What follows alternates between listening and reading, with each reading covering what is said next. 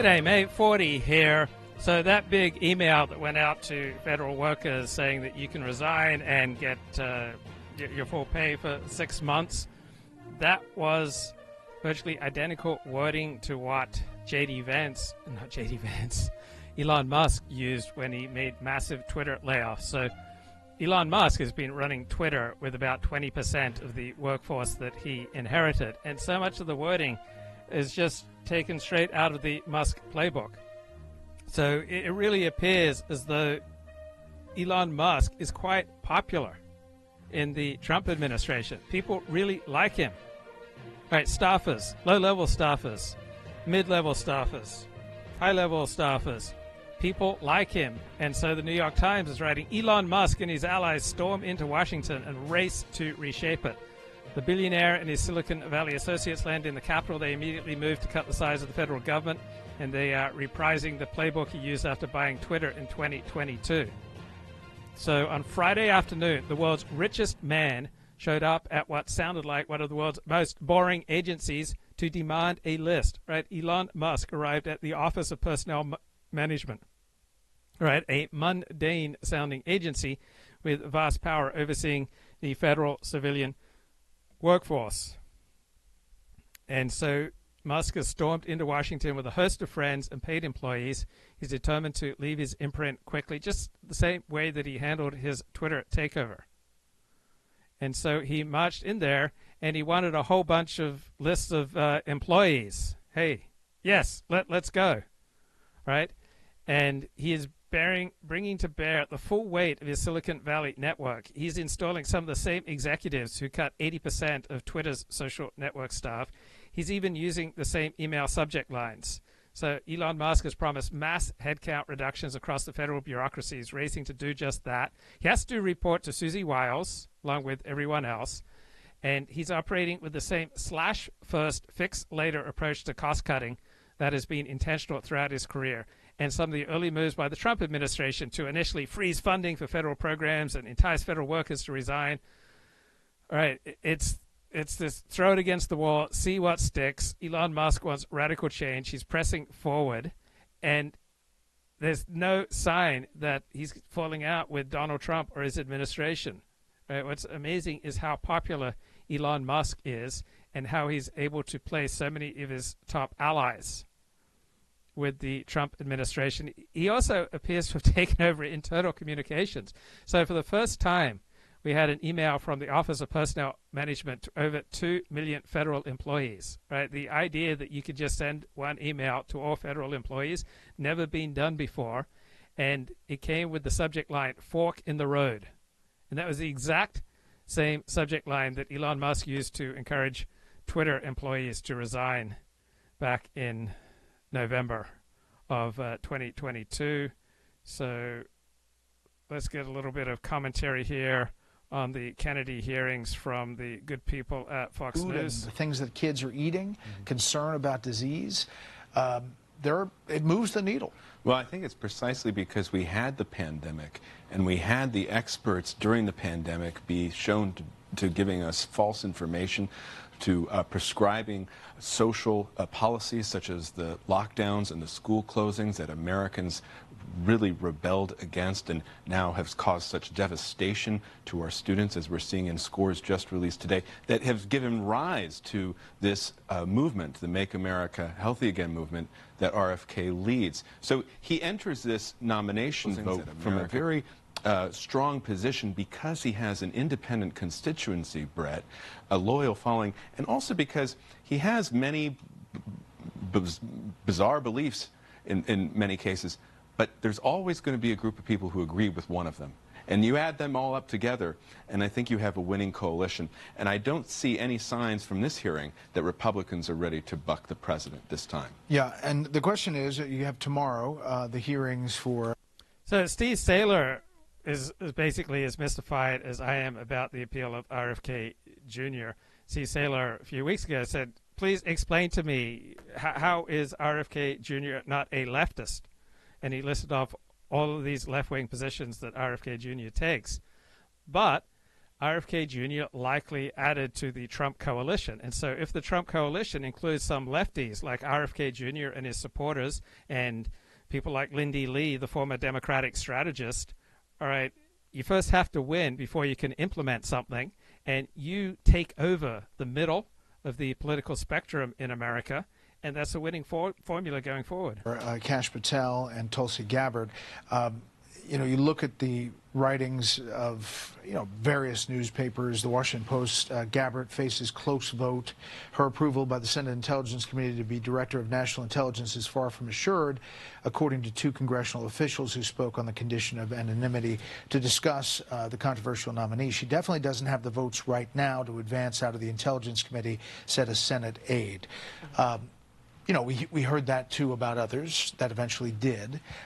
But it seems like Tulsi Gabbard is the focus. She was always seen, based on what I was hearing from my sources, as the one or one of the ones that would be the most difficult to get across the finish line. She doesn't have the same relationships with Republicans as some of Trump's other nominees, and that's part of what's going on here. Even if they were uncomfortable with some of their past statements, they felt like they knew them better as a person than they know her. So that would also be the case with potentially Kash Patel or RFK as well. Here's some. So Elon Musk, like Donald Trump, does not usually trust new people in his life, so he's calling largely on his inner circle. All sorts of investors and executives and lieutenants that he's used before, and they are now moving into the federal government. They're moving particularly into the Office of Personnel Management, and they don't actually work there, but they're spending most of their time there. It's kind of amazing.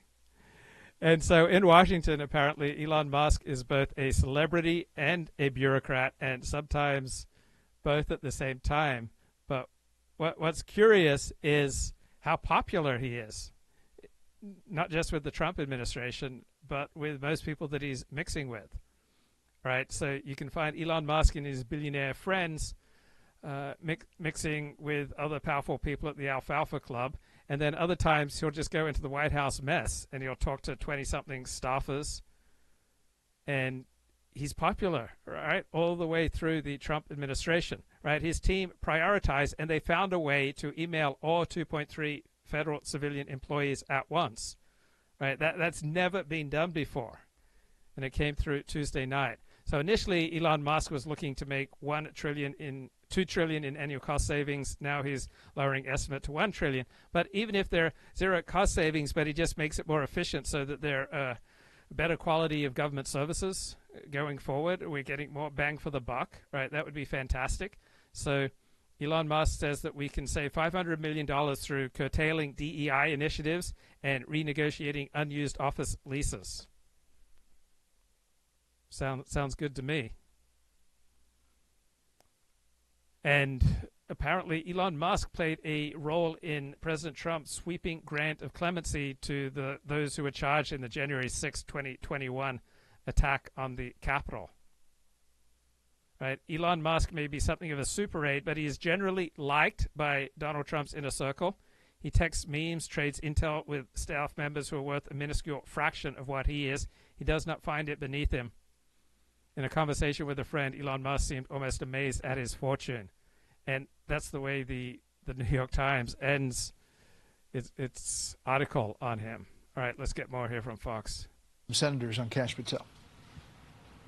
Getting Kash Patel into position to deal with the national security crises and threats that we face here domestically is absolutely critical. But I want to hear that Mr. Patel is going to go in a fair and equitable manner. I don't want to hear that he's going to go in like a small earthquake and destroy the institution.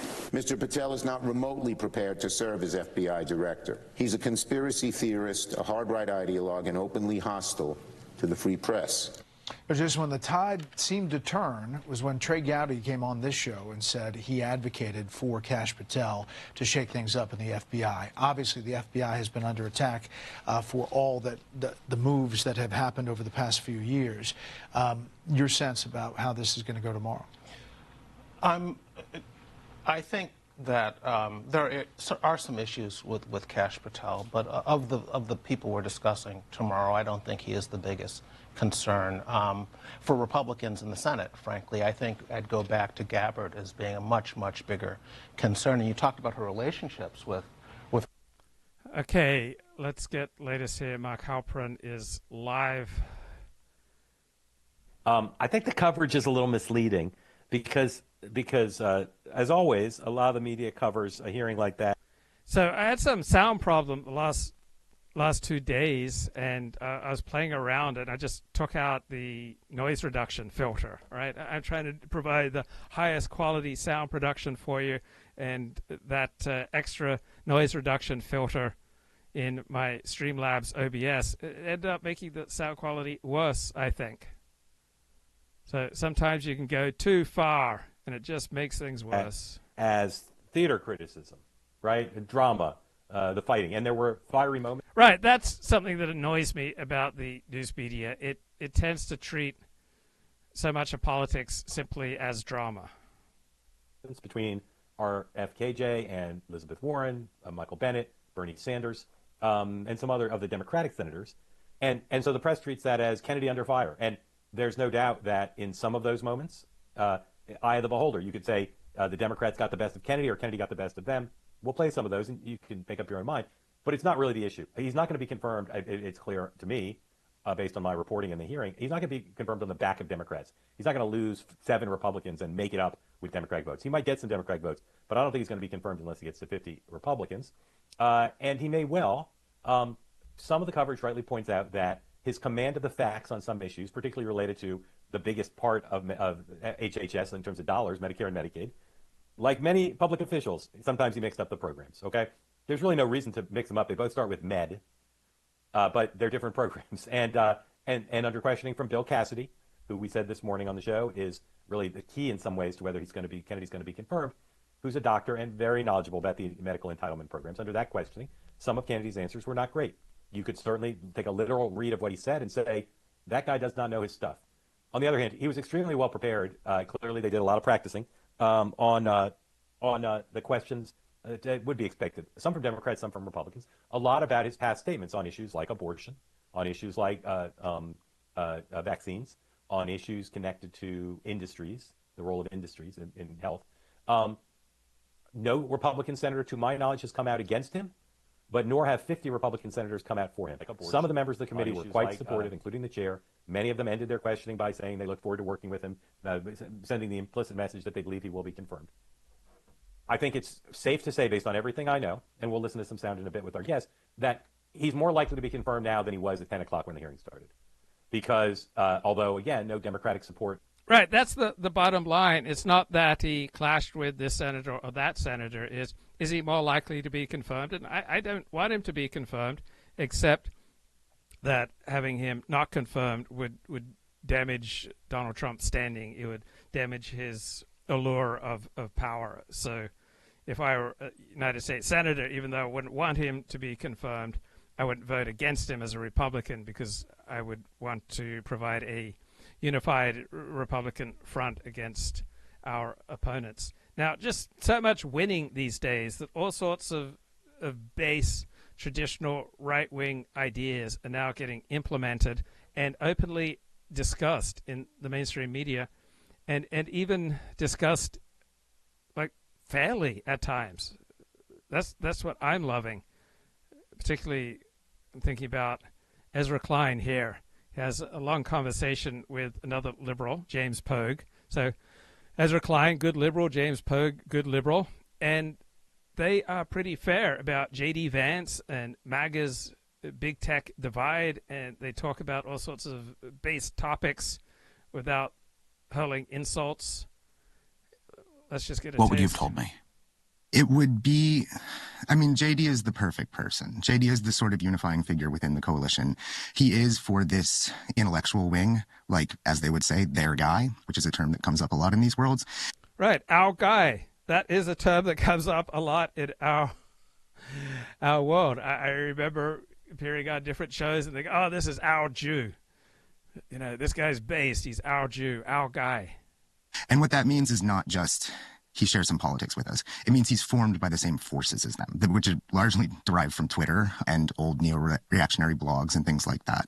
But so with JD, you know, he had a conversion to a worldview that is, I would say now, pretty general amongst MAGA spheres, but wasn't in 2022. He had a conversion towards a politics where he saw a global empire deriving from the imperial seat here in Washington, D.C., that was run by people who were actively engaging in politics detrimental to and plundering the wealth and essentially value systems of the people he came from. And he describes them as my people in a way that, you know, when you hear it, you go, what is the subtext of that word? And you could sort of argue that J.D. Vance...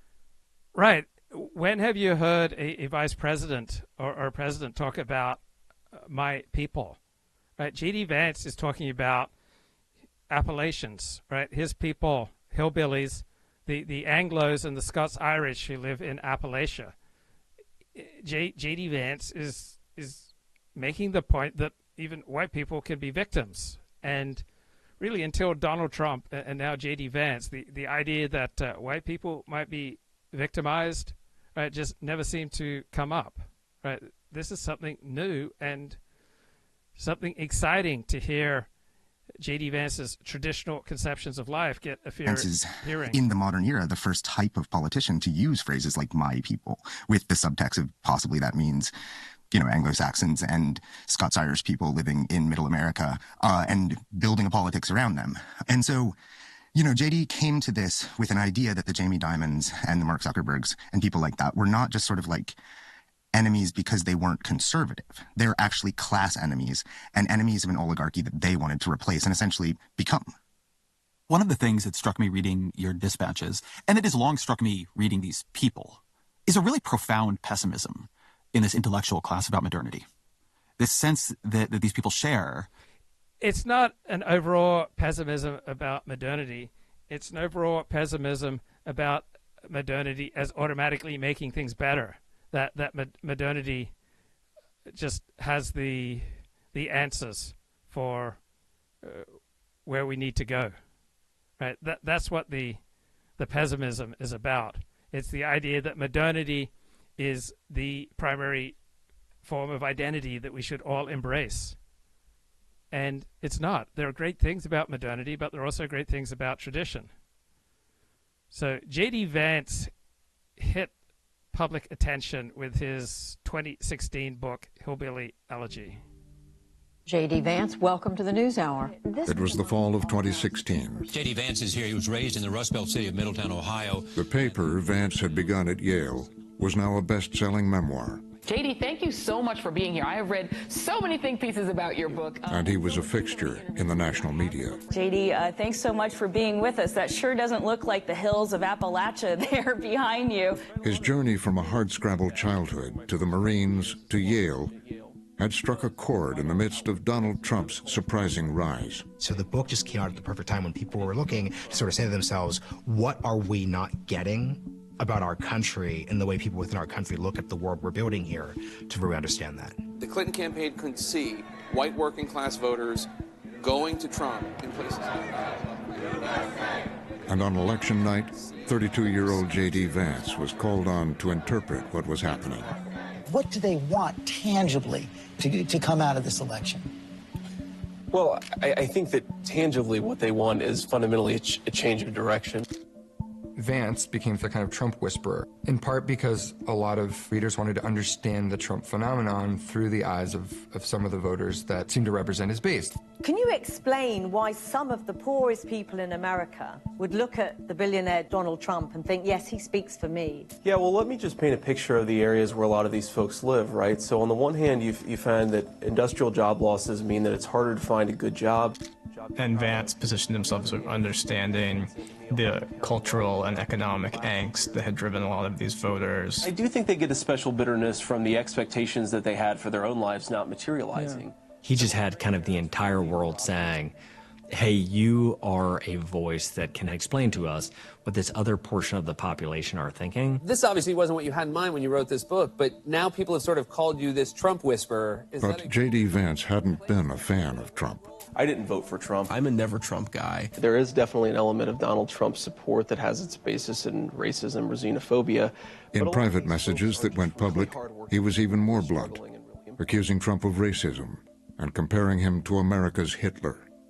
The most sort of poignant metaphor he used at one point was he called Trump a type of cultural heroin at the peak of the opioid epidemic. And he said Trump was offering these people the sort of bliss, the oblivion that like heroin was offering people in communities that had been hollowed out by deindustrialization and globalization. That he was a sort of cheap hit that cured the pain. There's something about Trump's offensiveness, something about his brashness that is appealing to, to the people who I write about in the book, the people who grew up like I did. And I'm not a Trump supporter, but I even feel a certain attachment, and I get a little bit cheery when he says certain things on the. Some of Trump's rhetoric echoed what Vance had been thinking about since Yale and his exposure to Peter Thiel, who had become a major Trump supporter, drawn to Trump's disruptive brand of politics. Thiel had also become a supporter of Vance, giving him a job in Silicon Valley and helping him make important connections.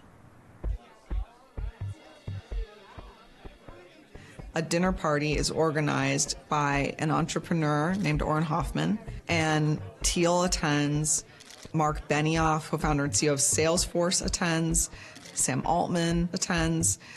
So you can see that J.D. Vance was getting introduced to all these powerful people. I mean, there were multiple billionaires in that room. And what Hoffman told me was that they all walked away really impressed by Vance, even though most of them were Democrats, that he held his own in the conversation, which was all about the plight of the working class and the rise of Trump. With his voice now amplified on the national stage and a wealthy benefactor, Vance would take the next step. So you've moved back to Ohio, or in the process of moving back.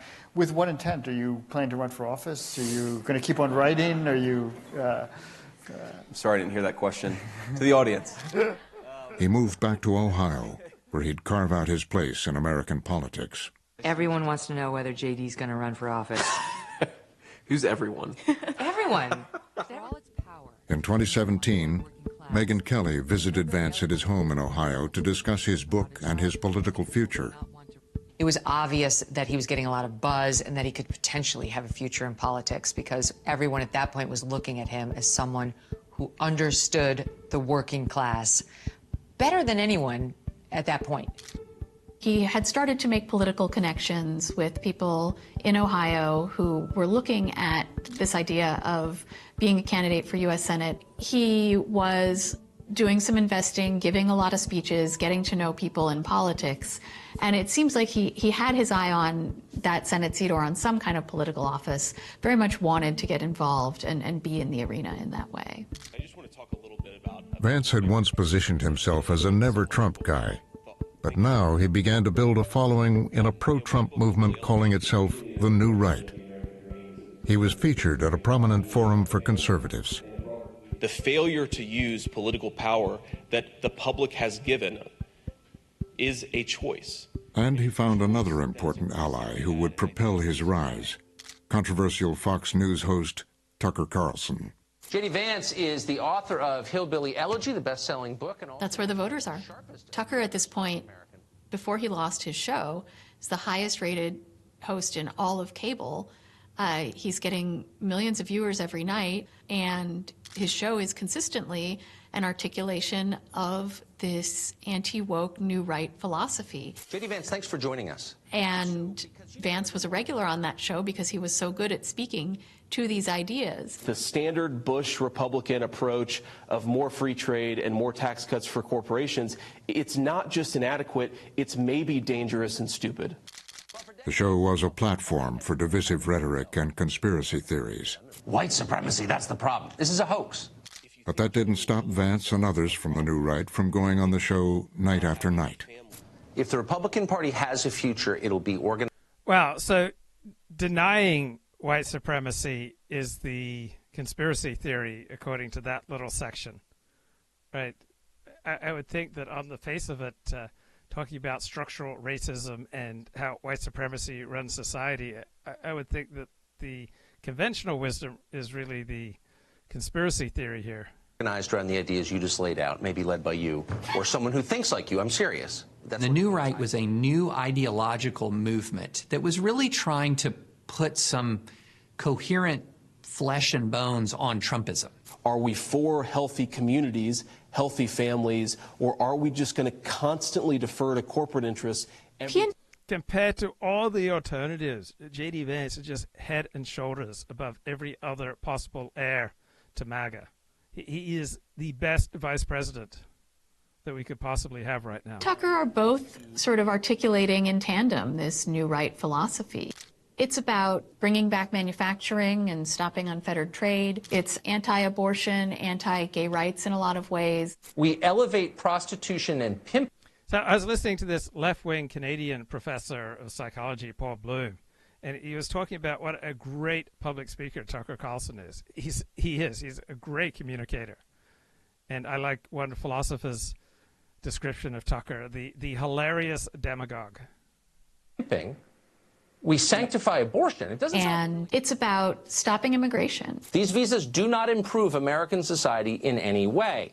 J.D. Vance very much believes that liberal elites have opened the borders and flooded American communities with immigrants who do not share their culture and who are a drain on public services. Well, the role of our elites fundamentally is to be right about some of the big issues, to make sure that we stay ahead of some of these critical questions. Became sort of back and forth. JD listened to Tucker, Tucker listened to JD, and they were both in line with Trump and his goals for the country. With Carlson and the New Right, Vance's Trump transformation continued. There's a debate here on how authentic Vance's transformation was. Was it purely opportunistic? I happen to think that we should be approaching China as we should have approached Nazi Germany in the early 1930s. And was he just molding himself to the political climate and saying what he needed to say to get ahead? The other side of the debate is there's something authentic about his transformation. I think the reality is it's a bit of both. I think people have a way of talking themselves into the thing that is politically expedient for them, but you come to believe it, right? Vance's transformation also coincided with a personal conversion. At age 35, he became a Roman Catholic.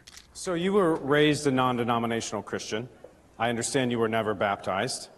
You've also said you went through an angry atheist phase, as you called it. Vance explained the conversion at a conference for Catholics. But why did I become a Catholic? I mean, there are all these things that I could point to, but, one, I really liked that the Catholic Church was just really old. I felt like the modern world was constantly in flux. The things that you believed 10 years ago were no longer even acceptable to believe 10 years later. Vance's friend Rod Dreher was at the baptism. He never imagined he would become a Catholic, but he was quite serious about it, and we talked about how God would use him in the future. Catholics in America are very deep, have a deep intellectual bench. They look out for each other. They help promote each other. They console each other. And in that world, I think J.D. found himself at home. During the Trump years, Catholicism, I think, on a variety of very straightforward, I think, really interesting levels, tradition, return to a certain style of institutionalism, really appealed to members of the right. So you will notice on the New Right especially, there's a disproportionate representation of Catholics and especially Catholic converts.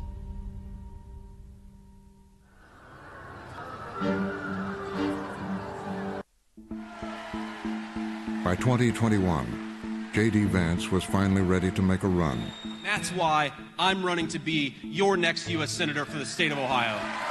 By the time Vance runs for Senate, it was very clear how he thought he could reach the Republican-based voters that he was going to need to win this primary. Your concerns about your own country don't matter because you're a racist. That's why you want the southern border secure, is because you're a racist. That's what they tell people. He joins us tonight. J.D. Vance, thanks so much for coming on.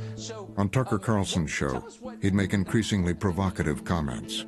We're effectively run in this country via the Democrats, via our corporate oligarchs, by a bunch of childless cat ladies who are miserable. You cannot be a part of MAGA. You cannot be a part of the new right if you're not an aggressive, pugilistic figure, if you're not a provocative figure. It's just mandatory. And so, you know, if you're going to dive into Trumpism, you're diving into the pugilism. You're diving into the aggression. I mean, transgender people waving the rainbow flag with like 6-year-olds gyrating in a parade in downtown New York City. Some of those who knew Vance at Yale were alarmed by what they were seeing and hearing. His Okay, I don't care about people who are alarmed by what they were seeing and hearing. 21, Peter Thiel takes him to Mar-a-Lago to meet Donald Trump for the first time. And Trump is very well aware of all the nasty things that Vance has said about him in the past. So he knows he needs to make nice with Trump in some way. Also at the meeting was another future ally, Donald Trump Jr. Donald Trump Jr. and JD have become great friends. From what I've seen, they do text near daily. They talk about their friends, and they talk about their kids, and they talk about political issues. And when JD was needing President Trump's endorsement or wanting his endorsement, I have no doubt that Donald Trump Jr. was kind of pushing on his behalf.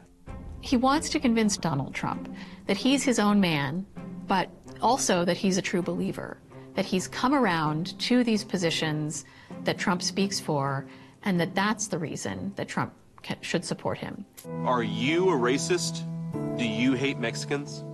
The media calls us racist for wanting to build Trump's wall. They censor us, but it doesn't change the truth. Joe Biden's open border is killing Ohioans. His campaign ad was also very much about laying down a marker about what kind of candidate he was. On the screen it says, J.D. Vance, America First Conservative. So he's positioning himself as a Trumpist, as part of the movement. It worked. You know what? He's a guy that said some bad about me. Who did? Come on up, J.D.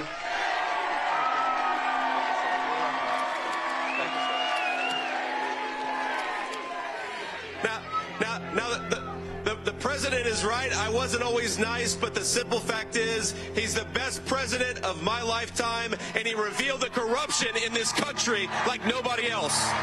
Vance won the primary. Now, this campaign, I really think, was a referendum on what kind of a Republican Party we want and what kind of a country we want. He would go on to win the general election and immediately started making waves in the Senate. Heir swore in 35 newly and re-elected senators as president of the Senate. She administered the oath of office. J.D. Vance, who was handpicked by former President Donald Trump, took his seat. He's already had conversations with his colleagues on both sides of the aisle. J.D. Vance really did not waste any time coming in as a freshman senator. He didn't spend any time sort of going along to get along. He immediately started looking for ways to make an impact in a different way than a typical Republican. He found it on an issue Trump had been vocal about, U.S. support of the Ukrainian war effort. This is not a good package. We should vote it down. When he entered the Senate, he was one of maybe a handful of Republicans who publicly opposed U.S. aid. We stood up and actually made the argument that had nothing to do with the American government. That happened at a lunch. McConnell was shocked. I think he sees Ukraine as Iraq 2.0 in some respects. Another instance where the U.S. is driven by ideology or hubris to intervene in a conflict that it doesn't actually have anything to do with. You can certainly see Vance as a young senator seeking to become, in some ways, the most Trumpy senator. Vance took on issues popular with the MAGA base, proposals to prohibit gender-affirming care for minors, limit health care for undocumented immigrants, ban mask mandates. It's not just that masks, according to randomized controlled studies, do no good. It's that they can actively cause harm. We know. You have this small cohort, and one of the things that they do is they do write and put forward what you might call messaging bills. This is what a MAGA governing project would look like. So you'll have the kinds of legislative activity that isn't productive in the sense that it has any chance of becoming law, but it's informative in the sense that it tells you what they want to do if they attain power. Vance also aligned himself with figures like Kevin Roberts, a leading proponent of Project 2025, a 900-page plan to fundamentally remake the federal government. The 920-page plan would gut federal climate programs. Big cuts to corporate taxes and income tax for America's highest earners. Reversing the FDA's approval of the chemical abortion drug mifepristone. Mass deportations, hardline on immigration, dismantling DHS. It echoed some of Vance's own ideas. I think what Trump should do, like if I was giving him one piece of advice, fire every single mid-level bureaucrat, every civil servant in the administrative state, replace them with our people, and when the courts... But more recently, Vance has tried to distance himself from the plan. This is the craziest fear tactic they're using right now. I think most Americans couldn't care less about Project 2025. Okay, so this... I reviewed a lot of it. There's some good ideas in there, Rob. There's some things that I disagree with, but most importantly... All right, this Frontline documentary aired before the election, so 3 months ago. Vance sees things he likes in it, I think. Whether he would endorse the whole thing, whole cloth, I would be very doubtful of that. But he's friends with Kevin Roberts. Kevin Roberts is one of his political confidants. In the summer of 2024, with Donald Trump weighing who to pick as his running mate, J.D. Vance had the edge. Trump is starting to make a decision about who he's going to pick for his vice president. And he's talking to everybody. But the people who were the most forceful advocates for Vance was the Silicon Valley network. And we're talking about Peter Thiel, Elon Musk. People have told me that Elon Musk was one of the people who was pushing hardest, actually, to pick J.D. Vance. Ladies and gentlemen, I am proud to announce that Senator J.D. Vance has the overwhelming support of this convention to be the next Vice President of the United States. After less than 2 years in the Senate, he was now not just a new conservative firebrand. He was the flag bearer and number 2 in the MAGA movement, right next to Donald Trump. Vance was a way of saying, when Trump gets to the White House again, he's going to have backup. He's not going to have a vice president who undercuts him or brings a different point of view. He's going to have a vice president who's 100% on board or who even maybe wants to go further. Okay, so that's the background for today's Ezra Klein program. Well, yesterday's, where he talks to liberal journalist James Pogue about MAGA's big tech divide. It feels very much in a way like 70s leftist to me, that human beings are now living in a very inhuman way. Very much so. Spin out their critique of modernity. What do they say about it? Well, so Curtis is a reactionary, and we use reactionary in a very casual way. Curtis Yarvin, who not one of my favorite thinkers. I think he's a waste of time, but there are reasons to embrace modernity and progress and technology, and there are reasons to put a halt to it. So the Sabbath, for example, you can step away from the use of technology and just be with other people. If you have traditional rituals, a traditional community that you're a part of, then you can enjoy the benefits of traditionalism as well as the benefits of technology. Everything's got its place. Now, I've never been able to read the Unabomber's manifesto. I mean, his actions were just so awful that I haven't gotten around to reading the manifesto. There's so many people have praised. This is reactionary in the way that he thinks that, Pennsylvania farmers in 1800 were better formed people than people today. And Curtis, is to some degree a technologist. He's founded a tech company. He comes from the tech world. But he's actually written, as you may have seen, he's written against the idea of techno-optimism because he thinks that technology has weakened us and degraded us. Technology can weaken us and it can degrade us, just like water can weaken you. You can drink too much water. You can be on your iPhone too much. You can watch too much TV. You can be too religious. You can exercise too much. You can eat too much. You can pray too much. You can meditate too much. There's nothing that you can't do to excess. Technology is not the biggest cause of our problems. Biggest cause of our problems is a lack of national cohesion, national unity, social trust, and ease with other people, and the omnipresent threats of litigation that kneecap normal human bonds. I think J.D. Vance is very much the kind of person who comes from that world. He's a little less strong on the kind of tech skepticism stuff than some of the people you'll hear in this world. But just to give a really easy, good example, basically everybody in this kind of intellectual elite would kind of argue that the communications technologies that we have developed in the past few years are not really very beneficial to human life. And like, candidly, like, that's a kind of inarguable point. And this kind of like world we've built where everyone's addicted to their phones and everyone is in this, you know, sort of what we might call a rent-seeking economy, where the incentive years, I would wager that if JD had had his way, there would still not be TikTok. I would say as well, just from my own perspective, to editorialize a little bit, like, something opened up in our society when we saw TikTok go down for a minute. Because I think there's been a pretty long period in our history where we just thought, we do not have the state capacity to shut something with 170 million users and however many billions of dollars in revenue that it has. And through some combination of sort of Trumpian resurgence and a real belief that they can suddenly like wield the levers of state in ways to do their stuff that are far more powerful than they believed in 2016, something has opened up where everyone kind of realizes now that the state has to get back in the driver's seat. With the old school leftism for a second, what's the phrase, you know, dismantling the master's house with the master's tools? The phrase is you can't dismantle the master's house with the master's tools, which I think is a useful Freudian slip there. Wow, that's very funny, actually. Because soon enough, then Elon Musk buys the house and becomes your leader's best friend. Like, I mean, you're literally watching it play out in a way. Well, so to go into like how this really worked, like there was something about Twitter pre-Musk that actually like made their culture very vibrant, and it essentially worked. Not that anyone understood this at the time, I don't think, but it worked to serve their movement incredibly well. Because basically to succeed on Twitter, as they will describe this, to be good at Twitter, people talk about this. Are you good enough at Twitter to like build your world out of this? And, you know, these Anons who are coming up who are, I mean, I don't want to blow up anyone's spot because some of this I don't have completely fact-checked, but I will tell you behind the scenes that 100% some of these people who came up as Twitter Anons are now going to be going into the administration. They're going to be taking jobs in the actual seat of power now.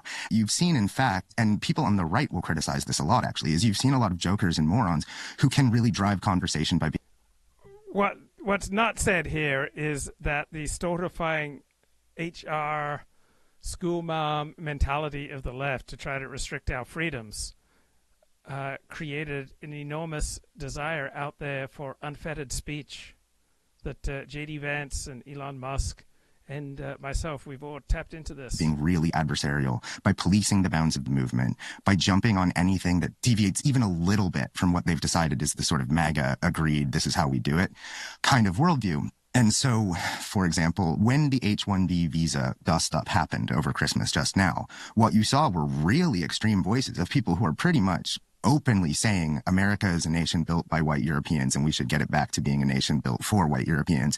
And that was what basically became the general view, because that's now what succeeds.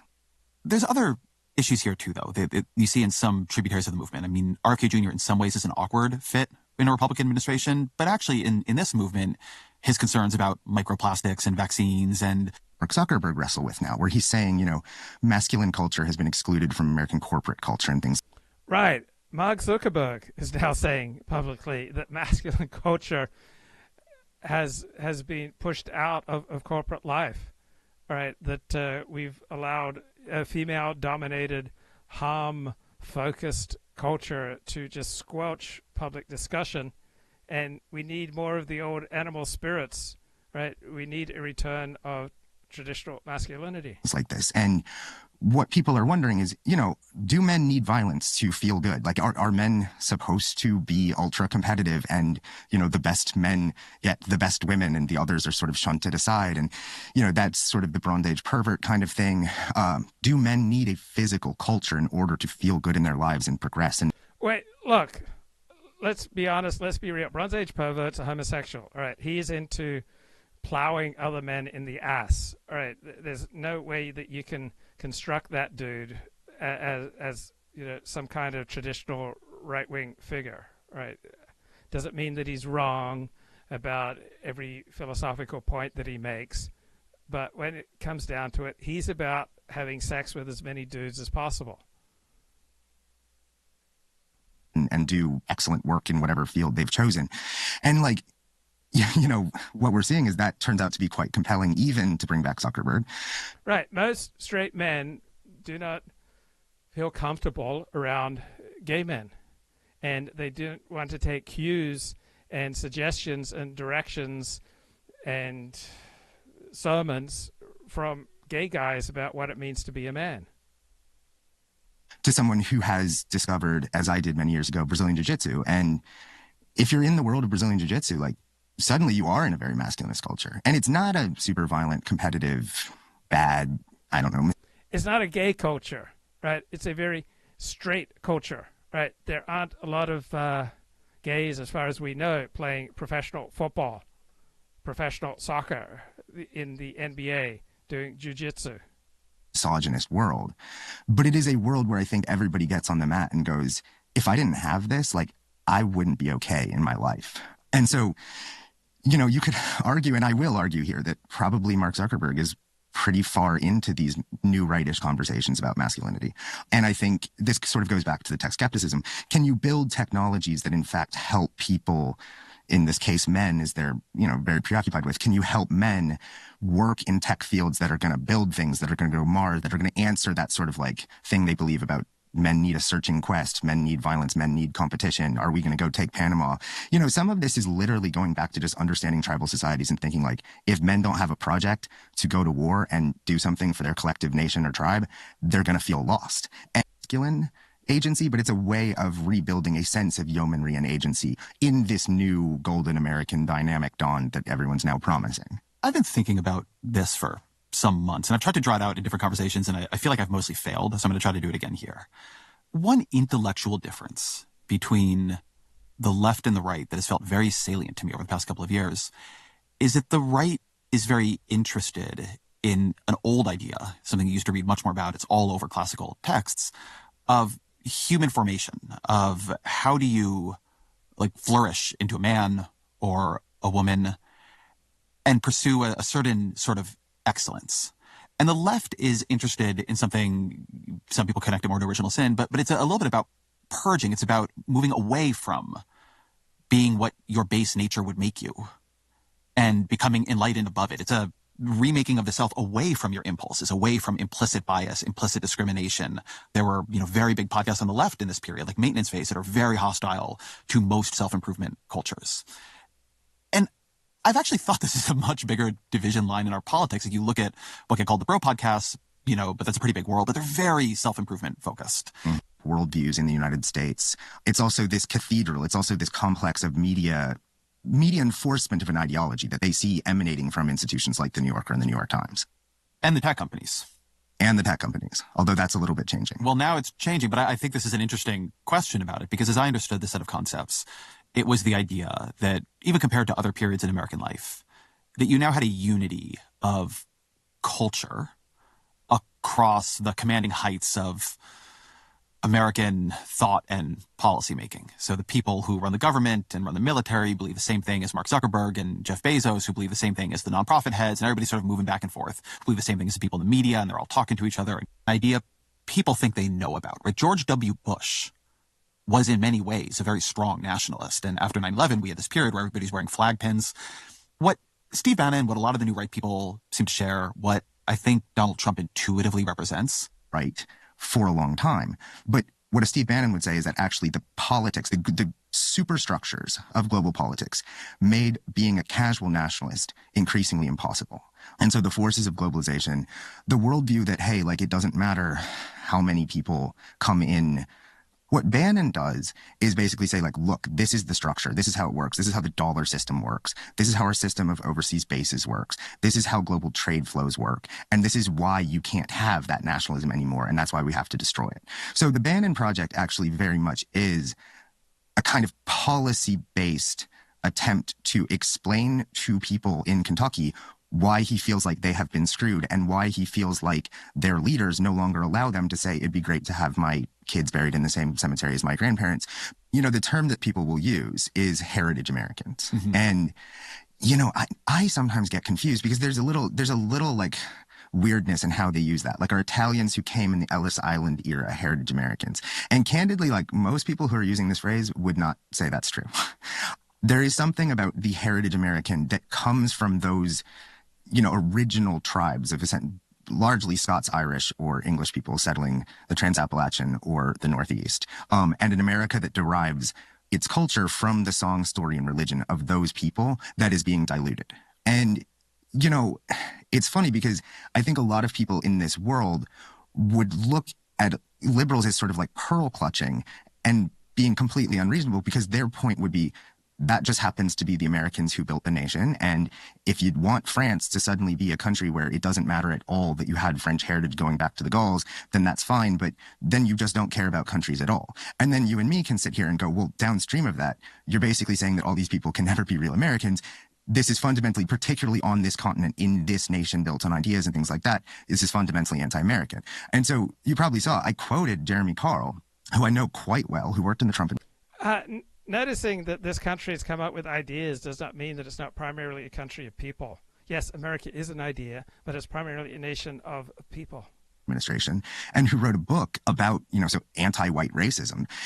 This is a pretty even-handed discussion by a couple of lefties about some alt-right adjacent thinking. And Carl will say, in the pages of the New York Times, America is not an idea. America is a people. And it's a line Vance uses a version of that in that speech. And to be clear, America was indeed founded on brilliant ideas like the rule of law and religious liberty, things written into the fabric of our Constitution and our nation. But America is not just an idea. It is a group of people with a shared history and a common future. It is, in short, a nation.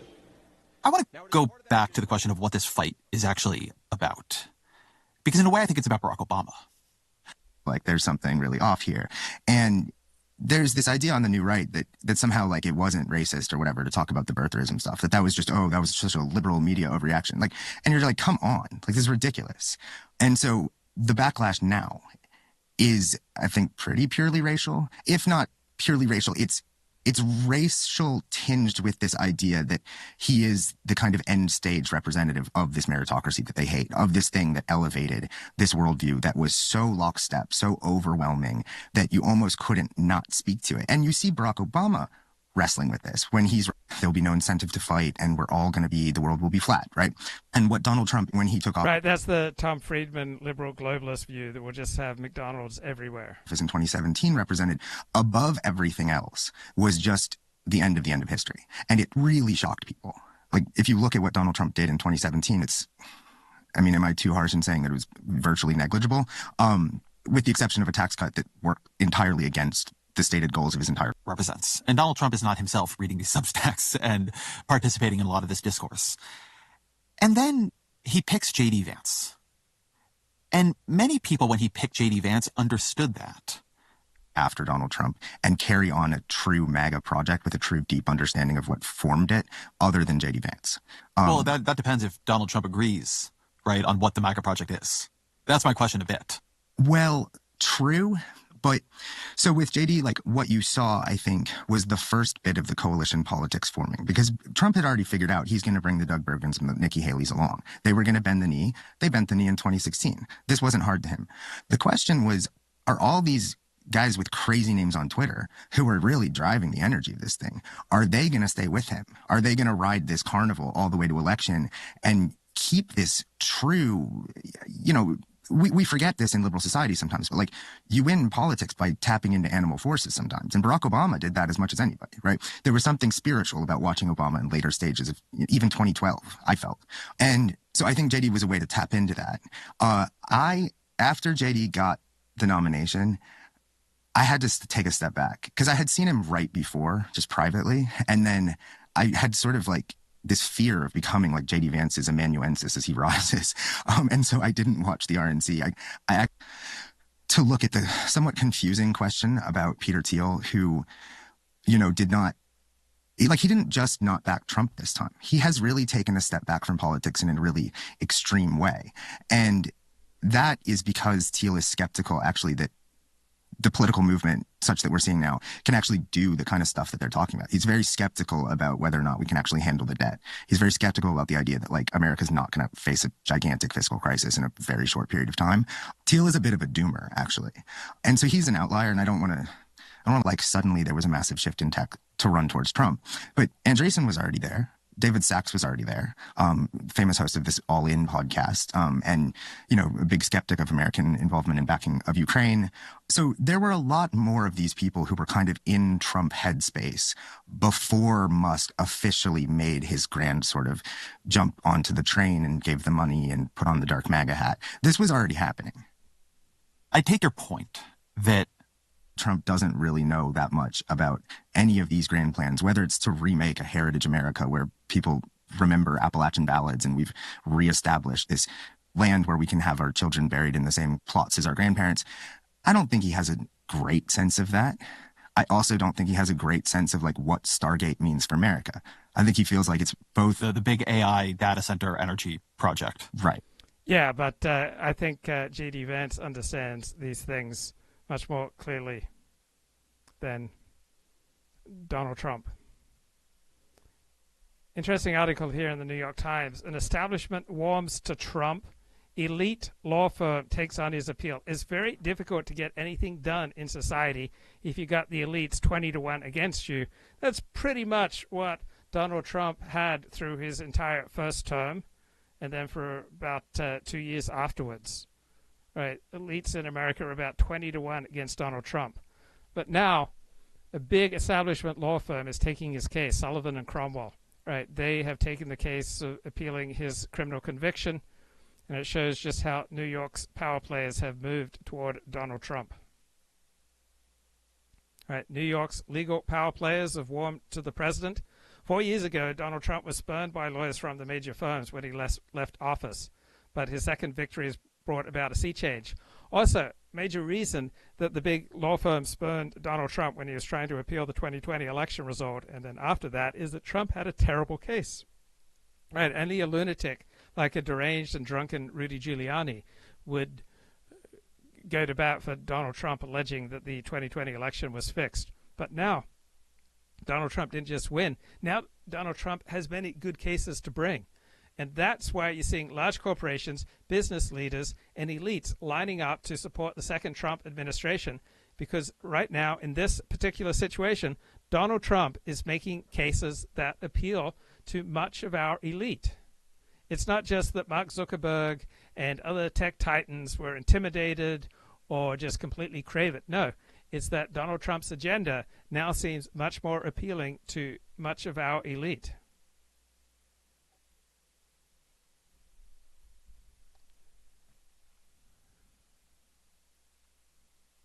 So I'm just scrolling through this New York Times piece. The posture of this particular major law firm echoes that taken by high-profile business leaders across the country, right? Because they see that Trump's agenda is good for them and good for America, that Trump has a compelling case to make, and so they are suddenly just rallying to his side.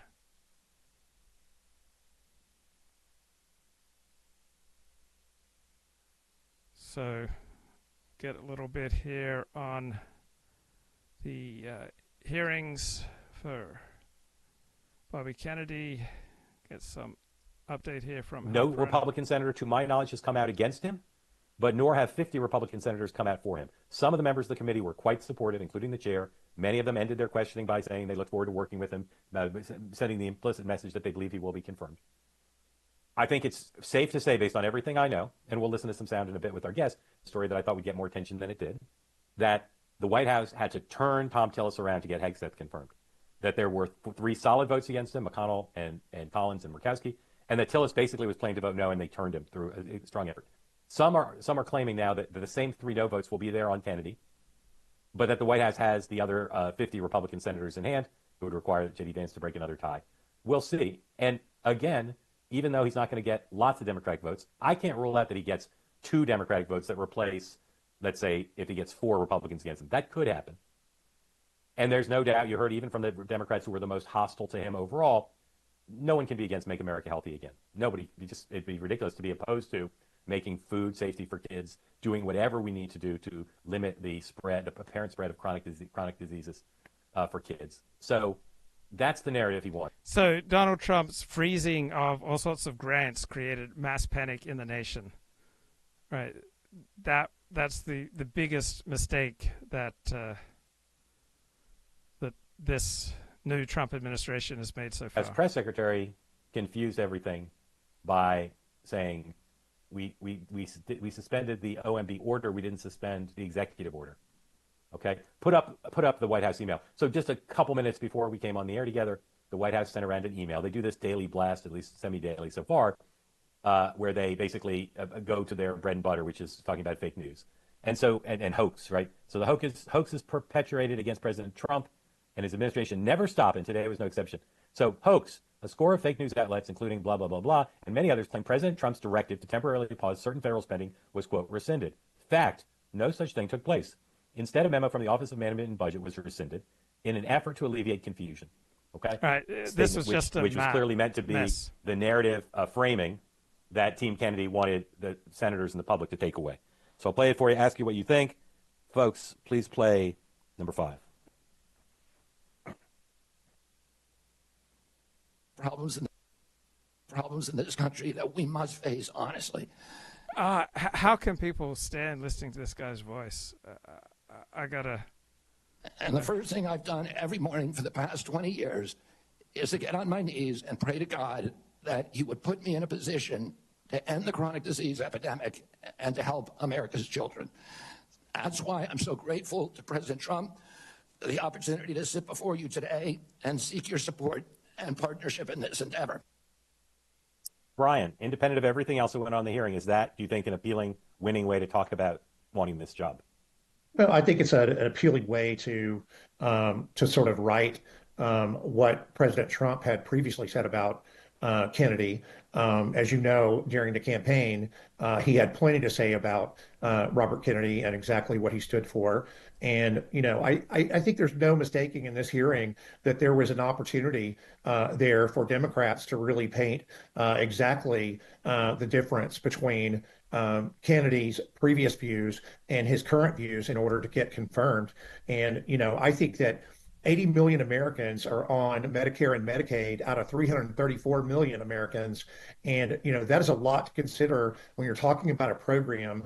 And it's a lot to consider when we're talking about, you know, whether it be vaccinations, when he talked about the COVID-19 vaccinations, and what he really referred to those and claimed them as genetically engineered.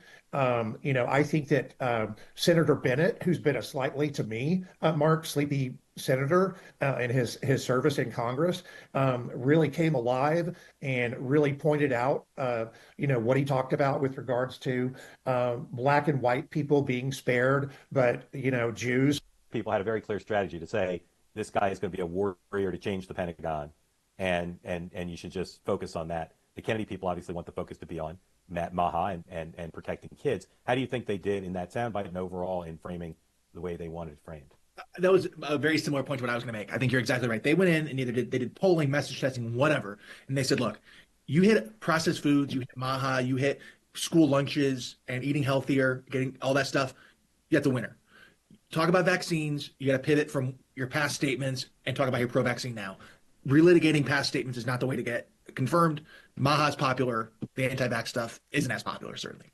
I think that is the key here. And it seemed like, if you look at the opening statement, talking a lot about that. I think they did a good job. I think, look, I think your point also at the top was right? You know when you get into these things, Supreme Court hearings, confirmation hearings to a certain extent, one side's going to yell, and they're going to go and pound you. You had, you know, Bernie Sanders yelling about onesies, Elizabeth. Sorry, but we're just not, as Democrats, we're not doing a good job of that. Yeah. And I don't think it's effective. And it wasn't effective here. In fact, it was one of the weakest part of the hearings, in my view. There were many other points. All right, talking about Elizabeth Warren did not acquit herself well today. That other senators carried forward that were much more weighty than that particular segment. Really alarm people. But one thing I know the Trump people are delighted about is to have a fight about, should we have fewer federal employees? There was 2 polls out in the last 24 hours that show cutting the federal workforce is popular. But the Democrats, led by the representatives like Tim Kaine, who represent Maryland and Virginia in particular, they feel obligated to go out and defend federal workers. Here's Donald Trump, number 8, please, talking about federal employees being fired if they won't come to the office. As everyone knows, most of the time they're not working, they're not very productive. And it's unfair to the millions of people in the United States who are, in fact, working hard from job sites and not from their home. As federal employees, they must meet a high standard. They're representing our government. They're representing our country. If they don't agree by February 6th to show up back to work in their office, they will be terminated, and we will therefore be downscaling our government, which is something that the last 10 presidents have tried very hard to do but failed. restating right now to correct any confusion that the media has purposely and somehow, for whatever reason, created. Social Security, Medicare, Medicaid have not been affected by any action we're taking in any way, shape, or form. We are merely looking at parts of the big bureaucracy where there has been tremendous waste and fraud and abuse. In that process, we identified and stopped $50 million being sent to Gaza to buy condoms for Hamas. 50 million. And you know what's happened to them? They've used them as a method of making bombs. How about that? We stopped an attempt to make an illicit payment for illegal alien resettlement. We canceled $181 million in DEI training contracts. This is just for the training of people in DEI, which has been terminated and completely terminated. And we paused $1.7 billion in unauthorized payments to foreign organizations, including stopping more than $40 million that was on its way out the door to the very corrupt World Health Organization, which has not done its job and not done it properly. We also... All right, go to number... As a narrative, I think, remember when really the first time Democrats felt they had momentum in 2017, I would say was the Muslim ban, where you had people at airports, and it was a very different time. They have something they can talk about proactively, right? I think in a lot of respects, they were really hoping, and they are hoping, that the immigration rate, something goes haywire. And so they were trying to seize, no pun intended, on every little thing that happened with this. They weren't getting traction. This is at least something they can talk about. But even that, it's not as galvanizing, I think, as we hoped. Yeah. Please raise your hand if you want to get in the conversation. Do a couple more things, and then I want to bring folks in to ask questions. Two stories that are percolating now, I'll just mention. Sullivan and Cromwell is taking over the Trump felony appeal in New York. Why is that significant? Because those kind of law firms, that is as white a shoe a firm as you get, they would not have taken on Trump cases pre-election because partners would quit. If partners want to take the case, they'd have to be asked to leave the firm. Now it's safe to represent the president, and so that's symbolically part of what we've seen. And along the same lines, Mark Zuckerberg, the Wall Street Journal has a story about Facebook settling a case with Donald Trump from past conflicts that they've had. And that story has some reporting in it regarding communication between Donald Trump and Zuckerberg that, again, suggests Zuckerberg's bending the knee is not happening completely organically. I'll leave it at that. Read the story. Pete Hegseth did his first interview since becoming Secretary of Defense today. And he did it with his friend and former co-host, Will Cain, who, like Hegseth, has left the Kirby couch on weekends and is now in the Cavuto slot at 4 p.m. Eastern Time on Fox News Channel. Gave him a 10-minute interview, at the end of which Will Cain said, I still get the first interview. This doesn't count because it was only 10 minutes. So that's a home court advantage. But I want to play you, number 16, one soundbite from the interview just to get a sense of how Pete Hegseth, fully installed in the office now, seems to be feeling his oats. This is Pete Hegseth talking about General Milley and the efforts he is making on behalf of President Trump to get back some of what they feel they lost being unhappy with Milley's conduct as chairman of the Chiefs. 16, please. I want to ask you about General Mark Milley. His photo, his portrait was taken down at the Pentagon. He has, I think there's currently a commission being put together to explore whether or not he should be demoted. His security clearances have been taken away. Tell me the thought process, both there at the Pentagon, at the White House, with Mark Milley. Accountability is back, Will. It's the understanding that if you actively undermined the chain of command, as General Milley did under the previous Trump administration, we are going to review those actions administratively inside the Defense Department. Mark Milley got a pardon. That's something President Biden was in his purview to do. Just like in our purview at the Defense Department, we have the opportunity to review things he may have done inside the chain of command while President Trump was president that undermined those authorities. So security clearance in the interim is revoked. There will be a review of the rank he will retain upon retirement, and he'll have that process. But right, every dollar that goes to funding Mark Milley's security detail, when he's a multimillionaire and perfectly capable of funding his own security, is money that's not going to help ordinary Americans. This is a demonstration that inside President Trump's Defense Department, we're going to hold not just junior levels or mid-level, the highest levels possible accountable for actions, and that's what the signal this is meant to send. Well, I know Brian, I put myself in the mind of some Democrats, and I think a lot of Democrats will find what the Secretary of Defense said there to be chilling in more ways than one. What do you think of that? Well, I think you're... Well, yeah, some people are going to feel chill, recognizing that some things are zero sum, right? Every dollar you go to spending protecting multi-millionaires who are perfectly capable of securing their own security detail, all right, is money that doesn't go to help ordinary Americans. So for some people, reality is chilling.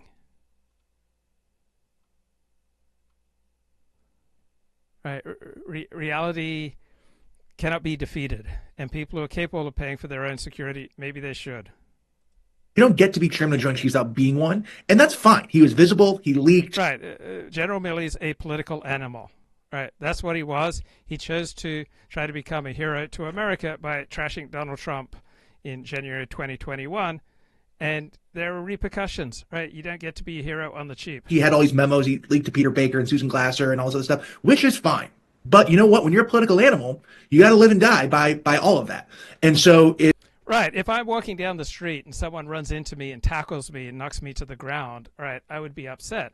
But if I were carrying the ball in a football game, American football game, and the tackle occurred before the whistle blew and I was in bounds, that it would be fair game. All right. General Marc Milley chose to play tackle football.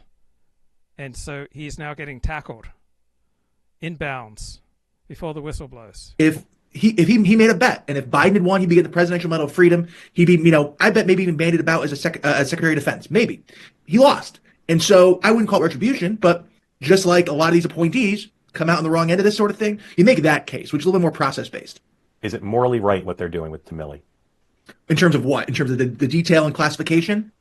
Classification, investigating to strip him of his rank, removing his pictures from the walls, removing his security detail, and basically making his life miserable. Is that the morally right thing to do? Here's what I would say on that. I don't know about the picture stuff. That's whatever. Clearance, there's way too many people having security clearance when they no longer need it. I think that's a government-wide problem, and that's totally okay. Same with overclassification documents. That's number one. Security detail, these people should. I have no problem with it. You need to pay for yourself, like Mitt Romney and Liz Cheney do. That's fine. Pay for yourself. Exactly.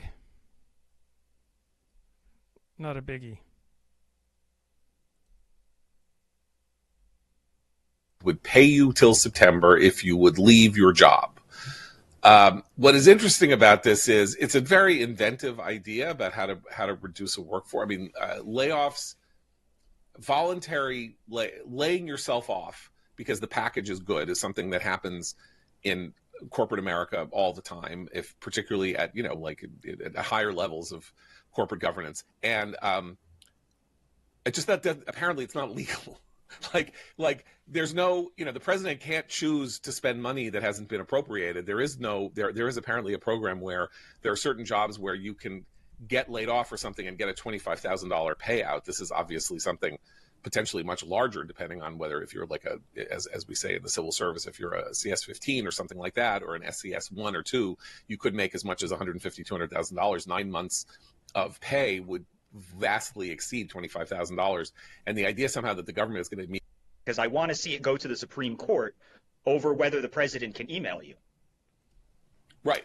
I mean that was pretty funny. Now the two responses were that Tim Kaine, senator from Virginia, of course, I think being the state in the union that has the most federal workers who live in it, said, don't agree to this deal because Trump is going to stiff you. He said. I don't really know how Trump is going to stiff you. I do know that it is dubious that the president, where is this money coming from, is the point. It would come from the agency's budget. But, okay, so hold on. By the way, but it's not comprehensive. The exceptions are military, postal, immigration enforcement, and national security. I love that. Nobody can get out of the post office. That's right. Unless you have attrition, that when people leave these jobs, in many cases, the Trump administration will not replace them. And you also have this large Trump effect, where we've been reading stories even prior to the inauguration of federal employees leaving their jobs because they just couldn't bear the psychic burden of working under President Donald Trump. And I think the net effect of all these policies is going to be a completely transformed federal workforce by the end of Trump's second term, whether he wins every legal fight or not. And it's pretty stunning to behold. And it's also, in a way, justified. I was just looking at the results in the District of Columbia in the 2024 election. Kamala Harris won the District of Columbia 92-7%. So the idea that by the way, another place that moved toward Trump, because I think Biden won 96%. Right. Yeah, so you got a notch, you didn't do better. And then I was also looking at U.S. government political donations. This is from OpenSecrets.org, a great resource. And in the 2024 election cycle, U.S. government employees supported the Democrats over Republicans by a ratio of about 3 3.5 to 1. So this is Trump draining the swamp, as he's promised to do for 8 years. And it's finally, I think... All right, I'm curious about DeepSeek, this new AI app from China. Along with other chip and AI-related names, logging the worst single-day market cap loss ever, around $600 billion. Stock futures are down sharply this morning amid fears of an AI stock bubble burst after the news of Chinese artificial intelligence startup DeepSeek releasing an open-source AI model. I think the Chinese companies are catching up very fast. I think that's the point. I would say that we haven't lost our leadership here. Move over TikTok because there's now another Chinese tech firm raising national security and competitiveness concerns. Now, if you go on the App Store on your iPhone right now, you're going to see that the top downloaded app is from a company called DeepSeek. Now, DeepSeek is an AI chat box company whose founders claim is cheaper to develop, their technology, it's more energy efficient, it uses less data than American AI firms such as ChatGPT and OpenAI. And even OpenAI CEO Sam Altman is calling DeepSeek, quote, an impressive model, particularly around what they're able to deliver for the price. But of course, the CCP looms over all Chinese businesses, which means data stealing and censorship is ever present. Now, for instance, when you ask DeepSeek what happened during the 1989 Tiananmen Square protests, it answers, sorry, that's beyond my current scope. Let's talk about something else. That's not good.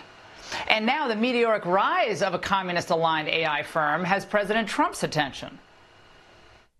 The release of DeepSeek AI from a Chinese company should be a wake-up call for our industries that we need to be laser-focused on competing to win, because we have the greatest scientists in the world. Joining us now is... Current model. Well, you know, it's one thing if a company like OpenAI is using distillation to train its own models, but it's another thing when a third-party company like DeepSeek is potentially doing it, because that would be IP theft.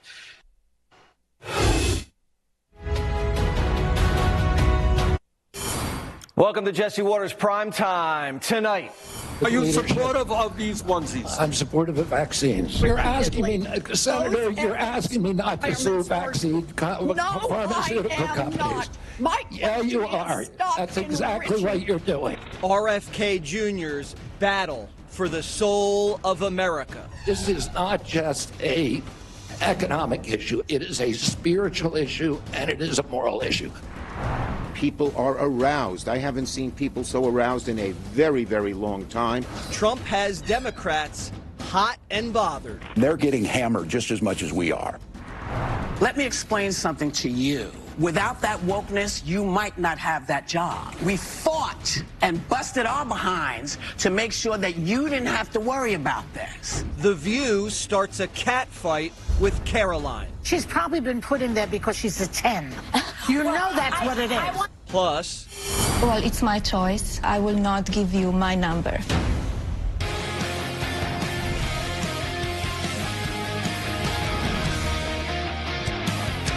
The 60s, what a time to be alive. It was Kennedy's America, and we were fit and healthy. Obesity was just 13%. 60 years later, half the country's fat, sick, sad, and lonely. Our economy modernized, and workers sit inside all day in front of screens. Without sunlight and movement, we became depressed, so we ate our feelings.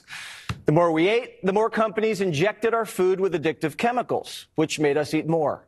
And our poor gut health impacted our mental health. As our bodies and minds deteriorated, doctors prescribed us pills. So the sicker we got, the richer the food and drug industries got. Insurance companies grew bigger, and so did our government debt.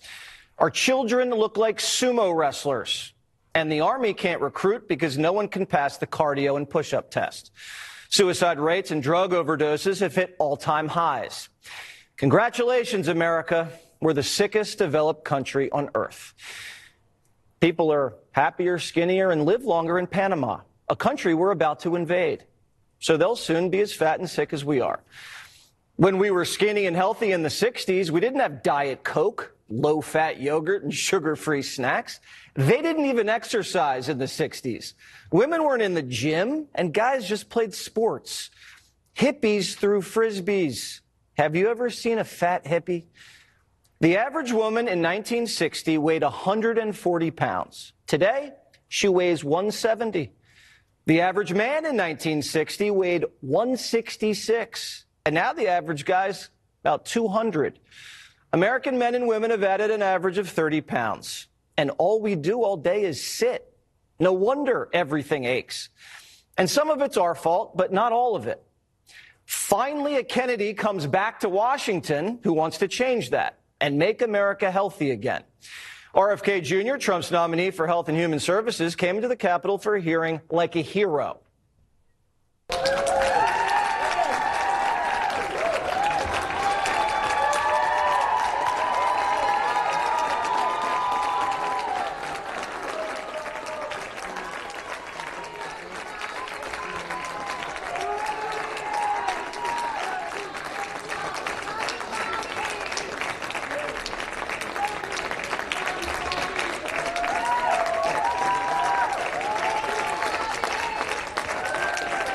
When he sat down, his opening statement was sweet and simple.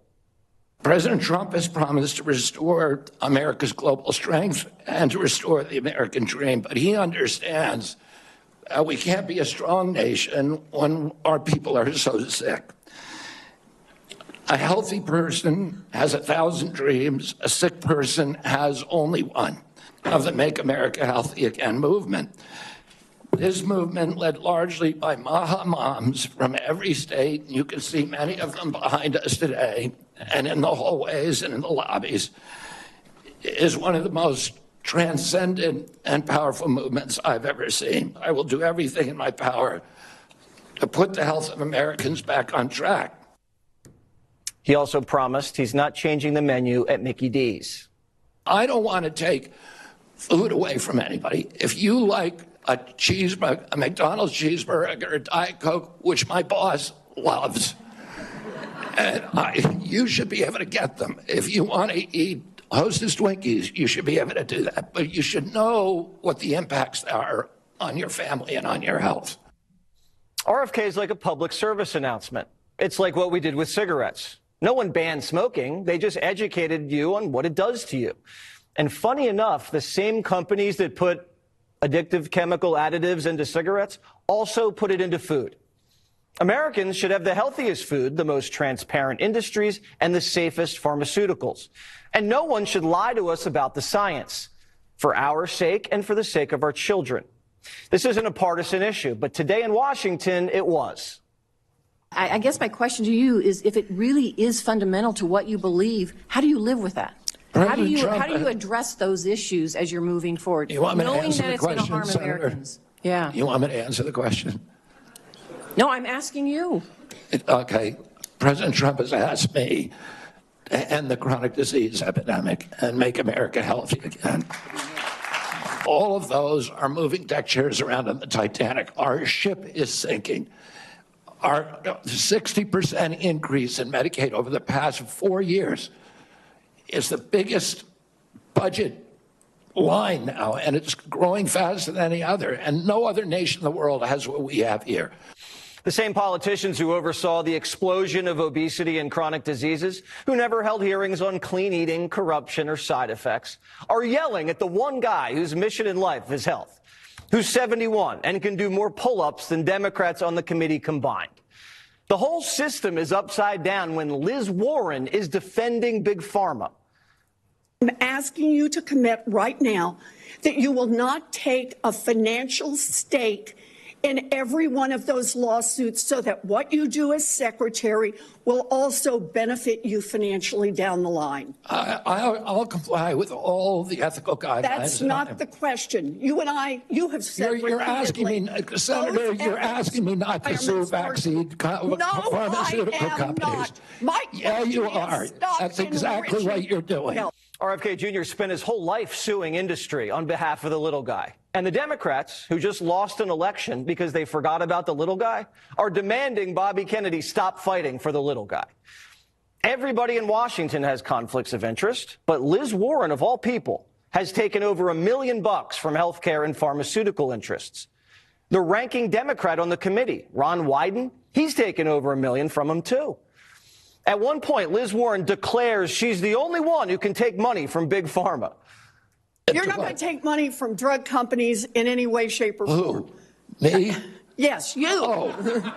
Yeah, I'm happy to commit to that. Okay, good. That's what I figured. I said it's an easy question to start with. And I think you're right on this I don't think any of them want to give me money, by the way. Democrats are attacking a Democrat on behalf of drug companies. Bernie Sanders, Mr. Vermont, whose constituents love hiking, yoga, and organic cheese, made a fool of himself. They are selling what's called onesies. These are little things, clothing for babies. One of them is titled Unfaxed, Unafraid. Your organization is making money selling a child's product to parents for $26, which casts fundamental doubt on the usefulness of vaccines. Are you supportive of these onesies? I'm supportive of vaccines. Are you supportive of this clothing, which is militantly anti-vaccine? I am supportive of vaccines. I will. I want good science. If Democrats cared so much about everybody being vaccinated, they wouldn't have let 10 million unvaxxed third world migrants into the country. None of these Biden migrants had the COVID vax. You think they had the measles vax, too? Do you think these Venezuelans who trekked through the Darien Gap into Texas all had their polio vaccine? Bernie kept trying to nail Bobby, but he kept getting outfoxed. Is healthcare a human right? In the way that free speech is a human right, yeah. I would say it's different because with free speech doesn't cost anybody anything, but in healthcare, if you smoke cigarettes for 20 years and you get cancer, you are now taking from the pool. Well, and so are you guaranteed the same right, or is there also a duty? I'm sorry. I'd love to talk for an hour with you. We got a few minutes left here. When they finally let Kennedy speak, he said, are you going to tell me that we're all just going to sit here at this hearing and defend the status quo? I would ask, any of the Democrats who are chuckling just now, do you think all that money, the $900 billion that we're sending to Medicaid every year, has made Americans healthy? Do we think it's working for anybody? Are the premiums low enough? Crisis. We didn't even realize it until the pandemic. That's when people started focusing on their lifestyle, cooking their own food, going for walks, lifting, reading, being lied to by Fauci. But they're telling us, no. Stay inside, Netflix and chill, order seamless, and cannabis for dessert. This government has failed the people. And instead of wanting to fix the government, the Democrats want to make sure no one loses their job. Will you pledge that you will not fire federal employees who work on food safety, work on trying to preventing things like salmonella? Senator, there are 91,000 employees. So that I take that as that's a simple yes. And I'm going to take that as a no. Run that I take that as a no. Will you we talked about protecting Americans from cyber criminals, something we need to do a lot more on. Will you commit not to fire anyone in the health arena who currently works on protecting Americans from cyber attacks in their healthcare files? I will commit to not firing anybody who's doing their job. Politicians are more worried about saving the jobs of bureaucrats than saving the lives of American children. This issue is so much deeper than politics. This is not just an economic issue. It's not just a national security issue. It is a spiritual issue, and it is a moral issue. We cannot live up to our role as an exemplary nation, as a moral authority around the world, when we're writing off an entire generation of kids. Democrats who always use kids as human shields for their policies, can't do this, got to save the kids, can't do that, got to protect the kids. Suddenly they don't care about the kids.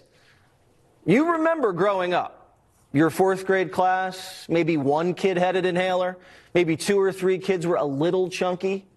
Not anymore. When I launched my campaign, it was about uniting Americans, Democrats and Republicans. There's no issue that should unite us more than this chronic health epidemic. There's no such thing as Republican children or Democratic children. These are our kids. 66% of them are damaged. I know what a healthy kid looks like because I had so many of them in my family. I didn't know anybody with a food allergy growing up, peanut allergy. Why do 5 of my kids have allergies? By no means is Bobby Kennedy perfect. Not even close. He's had his demons. He's said things. We've all gone through stuff. But some of our best leaders have flaws. RFK Jr. is the only one with the skills, knowledge, and experience to get inside of this government and help America reverse this chronic disease epidemic. Our citizens voted to make America great and healthy again. RFK Jr. was a major... Okay, good little bit on this new app, DeepSeek, on yesterday evening's Marc show. The live one, because I've been listening to the coverage of the DeepSeek sort of freak out, and it's so the wrong take. Just again, it's looking at this thing that is actually a disruptive open source being a keyword here, technology, and trying to treat it like something Paul Krugman would write about, right? And the reality of it is that financial journalists and political journalists are treating this like typical stories, and it's not at all. What Explain, we've seen here. How should we be thinking about it? So how we should be thinking about it is a question of who gets the benefit, right? Typically, when we think about something like, like China has this technology they're developing and they're competing with the US, we're thinking about which of these countries is going to get a strategic advantage. But that assumes that they're not publishing the technology. And what we've seen in the world of AI over the last 4 years or so is that these closed source companies like Google, OpenAI, et cetera, they spend ridiculous amounts of money running ahead of the pack to prove that something is possible that everybody thought was impossible. But they brute force it, right? They just throw money at the problem until they get to the end of it. And then what happens is they've proved the thing exists and they get this PR benefit, but actually the exclusivity that it gets them of that advantage that they invented is almost nothing. And we've gone from, it was like a year that open source was behind to now open source is arguably ahead with this new R1 model, which I've been using locally, and it is indeed better than anything else out there. But the important part is I'm not paying anybody. I'm using it locally. If I wanted to start a business that used this, then I could do that. And the important part about the cost coming down and why this isn't a big deal is that the applicability of what you can do with these things is almost endless, but it's gated by cost. And so when you're talking about, there was a conversation this morning about why do we need lobbyists, right? And one of the reasons is because members don't understand most of the issues. And so the problem is, and this is a problem basically everywhere, is that expertise is expensive. And so when you have expertise, it tends to have some sort of agenda behind it that is pushing it, because otherwise it wouldn't exist. And where we're going right now, where we essentially already are, but within the next couple of years, this will be true on your phone too, is that we will be able to have intelligences that only are responsible to us because they exist entirely on our own hardware. We're not beholden to anybody else. And you could have literally, again, like take all of these bills, train an AI on it because it's so cheap to train an AI on it. It's the expert. It has no partisan to it because it's simply looking at the text and interpreting it. This is one of 1,000 things that will happen. And it is so empowering. And everyone is just looking at it through this stupid lens. It's so good and they just can't see it. It's not a Chinese thing. This is an international thing. This AI thing that's going on, the innovations are happening all over. A year and a half ago, when OpenAI released another really important model, they were chased about 3 months later by a very small company in France called Mistral that released a series of fully open source models, actually less open source than the Chinese models that were just released because they released their research too.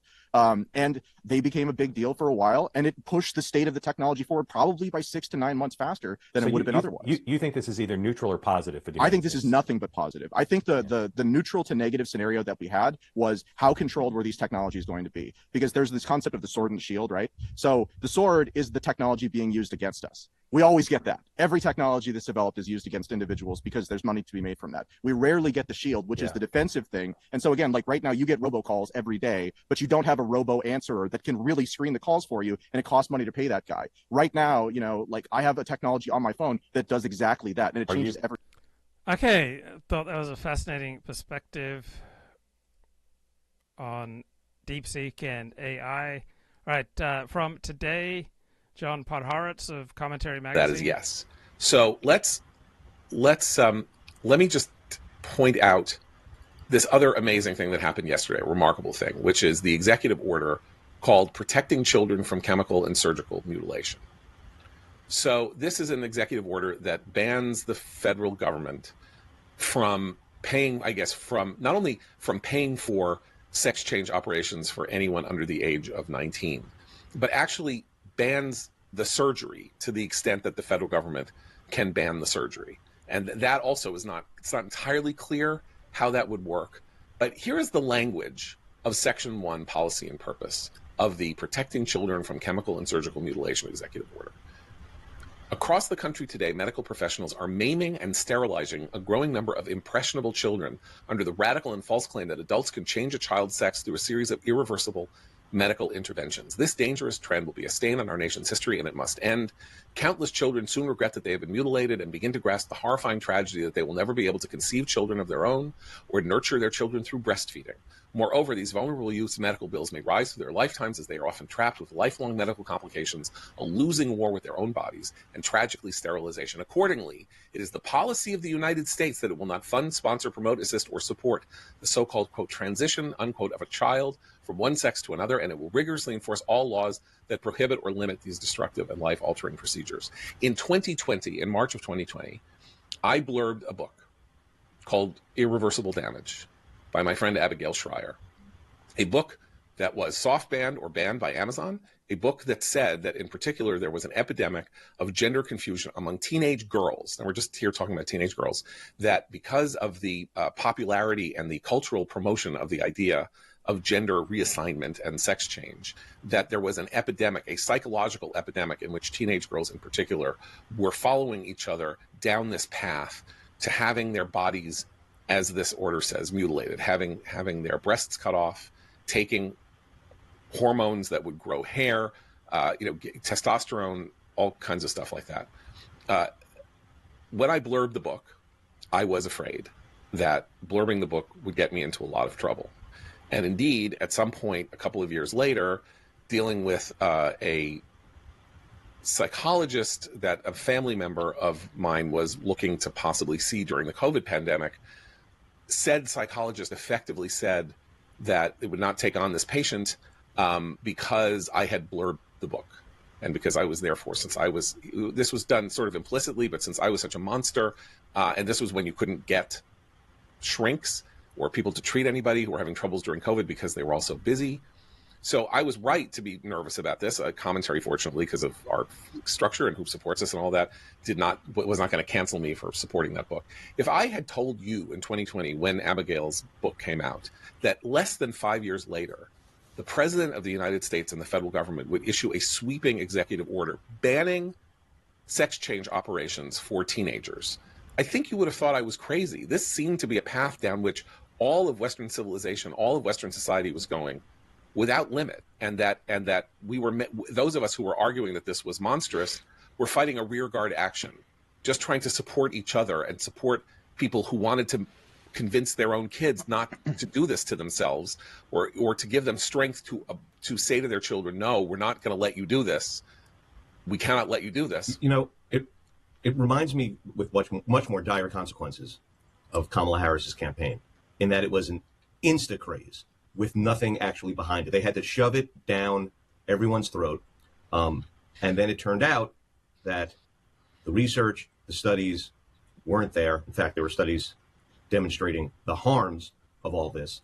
It was too fast. This was not a real evolving movement in the way that other other social justice causes have been. This turned on a dime because the question of gay marriage was completely off the table, and they needed to repurpose immediately, and they came up with this thing, and there really was no there. Well, I don't think it's over yet, though the executive order is a great step in the right direction. I think you're right, Abe, to bring up the campaign. Let's remember what the most important ad of the campaign was. The ad that the Trump campaign ran saying that Kamala is for they, them, Donald Trump is for us, for you. This played a major role in the campaign, and Trump won. So as Obama said to John McCain in 2009, the election's over, John, I won. And an executive order like this is a consequence of that. I'd also say the reaction from the Democrats is noticeable too, because when this executive order came out, the Democrats did not all of a sudden protest its aim, which is to end the federal support for gender transition of minors, right?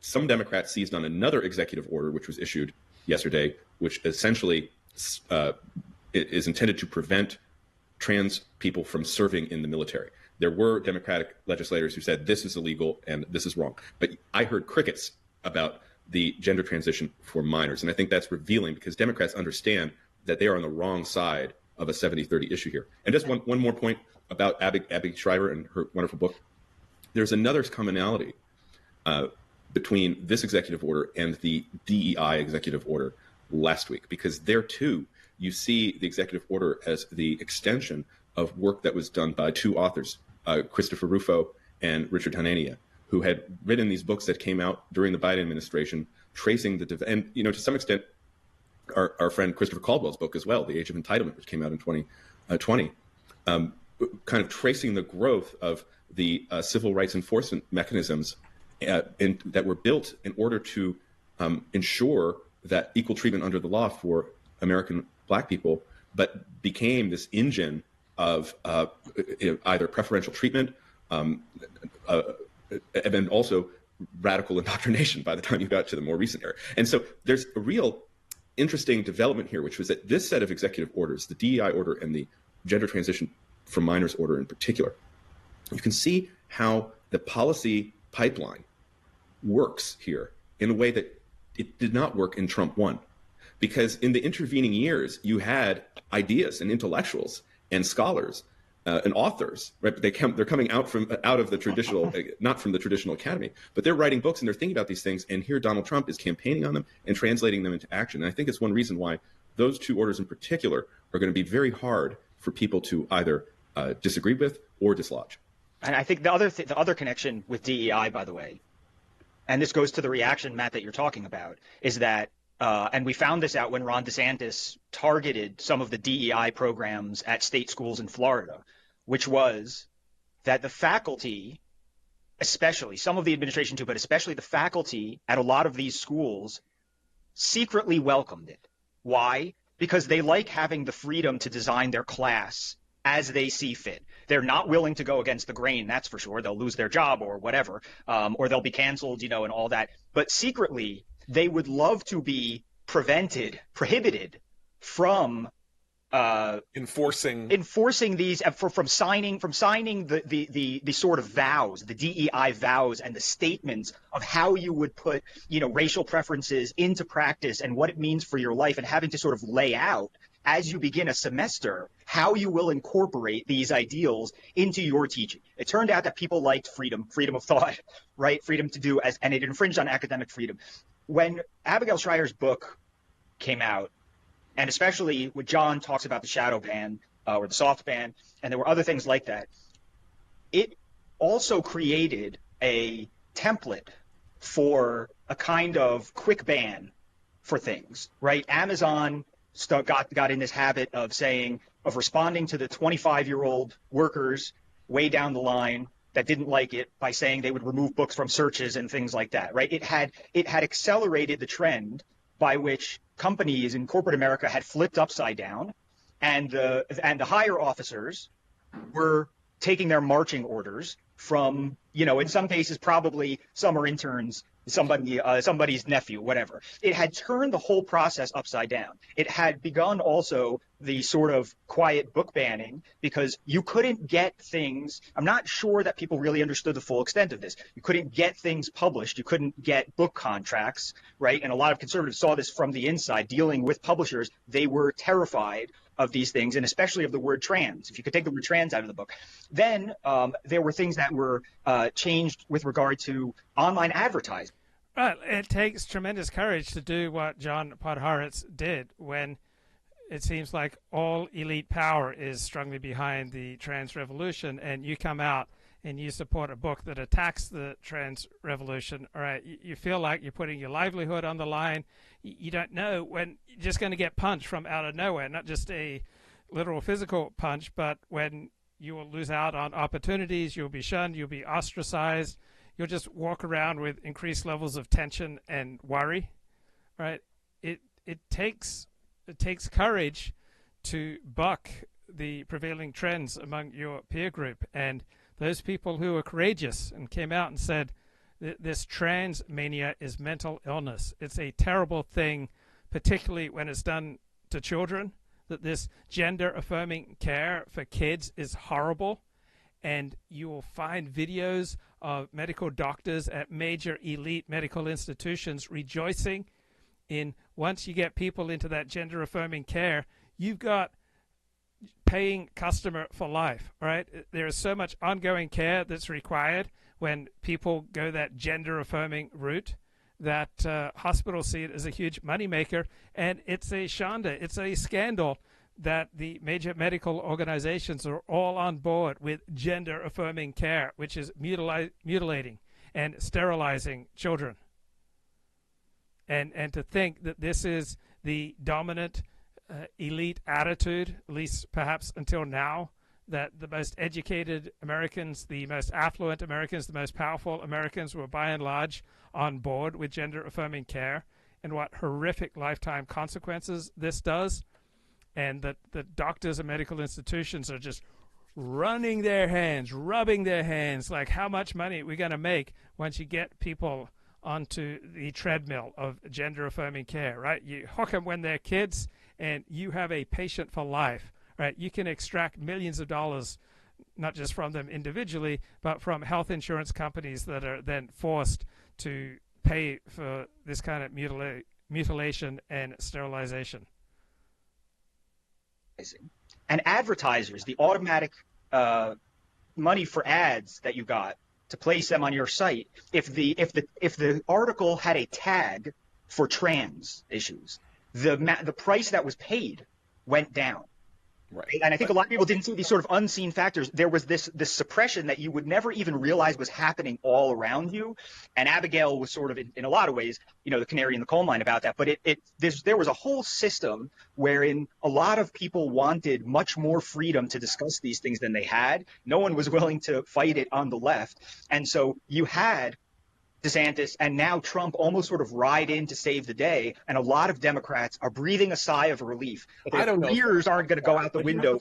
I don't believe that Democrats are breathing a sigh of relief or liberals are breathing a sigh of relief. You don't? I really don't. I do believe. Really? I know a lot of people for whom trans was a bridge too far. Right? They're like. Ugh. Yeah, it was a bridge too far, but were they willing to risk anything to fight it? Back to sign more executive orders in his first few weeks than any president did in their first 100 days. Today, the flurry continues, and his Sharpie's working harder than Biden ever did. 47's going to defund schools that teach CRT and yank visas of pro-Hamas college students. Trump's also creating a task force to plan America's 250th birthday celebration. And the president has a plan to make architecture beautiful again. Trump wants to give new federal buildings a more classical look. Grand structures with columns like the Lincoln Memorial and the Capitol building. It's what our founders envisioned, a new Rome. Oh, and Facebook just agreed to pay Trump $25 million for censoring him after the 2020 election. Just add another wing to the presidential library. If it seems like a lot's happening all at once, that's the point. Trump's flooding the zone. He tried it in his first term, but the New York Times says, quote, this time the flood is bigger, wider, and more brutally efficient. He has enacted his agenda at breakneck speed as part of an intentional plan to knock his opponents off balance and dilute their response. Jamie Raskin says, quote, it's been overwhelming sensory overload. And another congressman said, quote, it's a little like drinking from a fire hose. The media can't keep up either. Journalists say covering Trump's like going to war. It is grinding and emotionally difficult work that often feels futile and can lead to PTSD, substance abuse, and mental health issues. Democrats are still politically grieving Trump's win. Millions of Americans who voted for Kamala Harris remain collectively stuck in the various stages of grief. That grief is made even more painful by the fact that tens of millions of other Americans are jubilant at Trump's return to the White House. They're sad because you're happy. Assistant coach Walz tried to give his voters a little pep talk. Everybody's fatigued. Trust me, I get it. It was pure hell, and the disappointment and the frustration. And I'm, soul searching. What could we have done to make the case? Because we knew this was coming. We knew that the implications, and they're throwing so much at us that we're fatigued. Great pep talk, coach. Everybody's tired, and so am I. Just like Bobby Knight would have said. Not really sure why Democrats are tired, because most government bureaucrats are still working from home.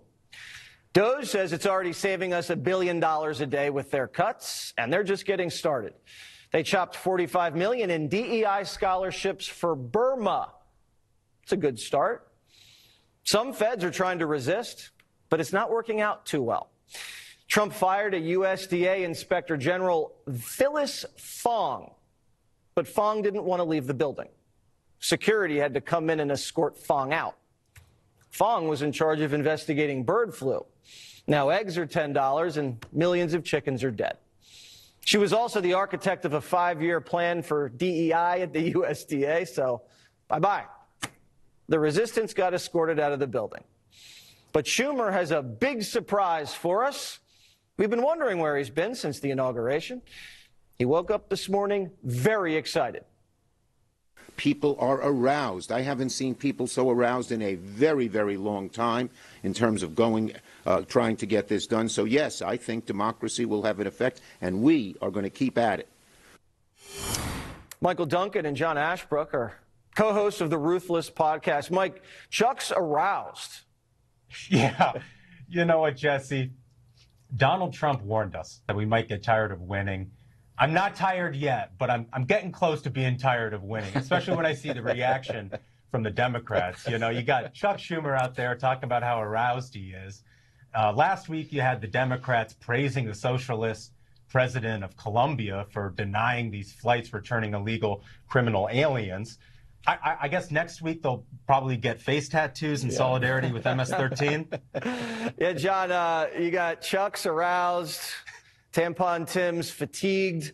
What just happened? I'll tell you what just happened, Jesse, is exactly what people voted for last November. It's action. And there are a lot of people out there saying that President Trump belongs on Mount Rushmore.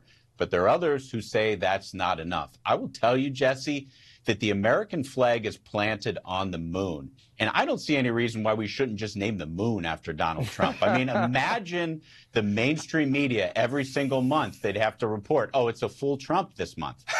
You know, as long as we're naming things, I told Trump yesterday that I want a body of water, at least a lake or something like that. And we looked at it. There's already several lakes and reservoirs named after water. So I think I have to go bigger.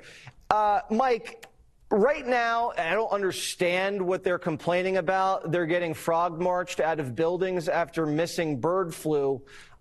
It seems like everything's going well. I mean, I think it's going very well. And I think, like, the environmentalists, you know, that whole community should be really happy with what Donald Trump and Doge and Elon Musk are doing. And they are giving the opportunity to every swamp bureaucrat who doesn't want to do their job to quit over email. Think of all of the trees, all of the bankers' boxes that we're saving by having these folks retire over email. John, they said it's like drinking from a fire hose.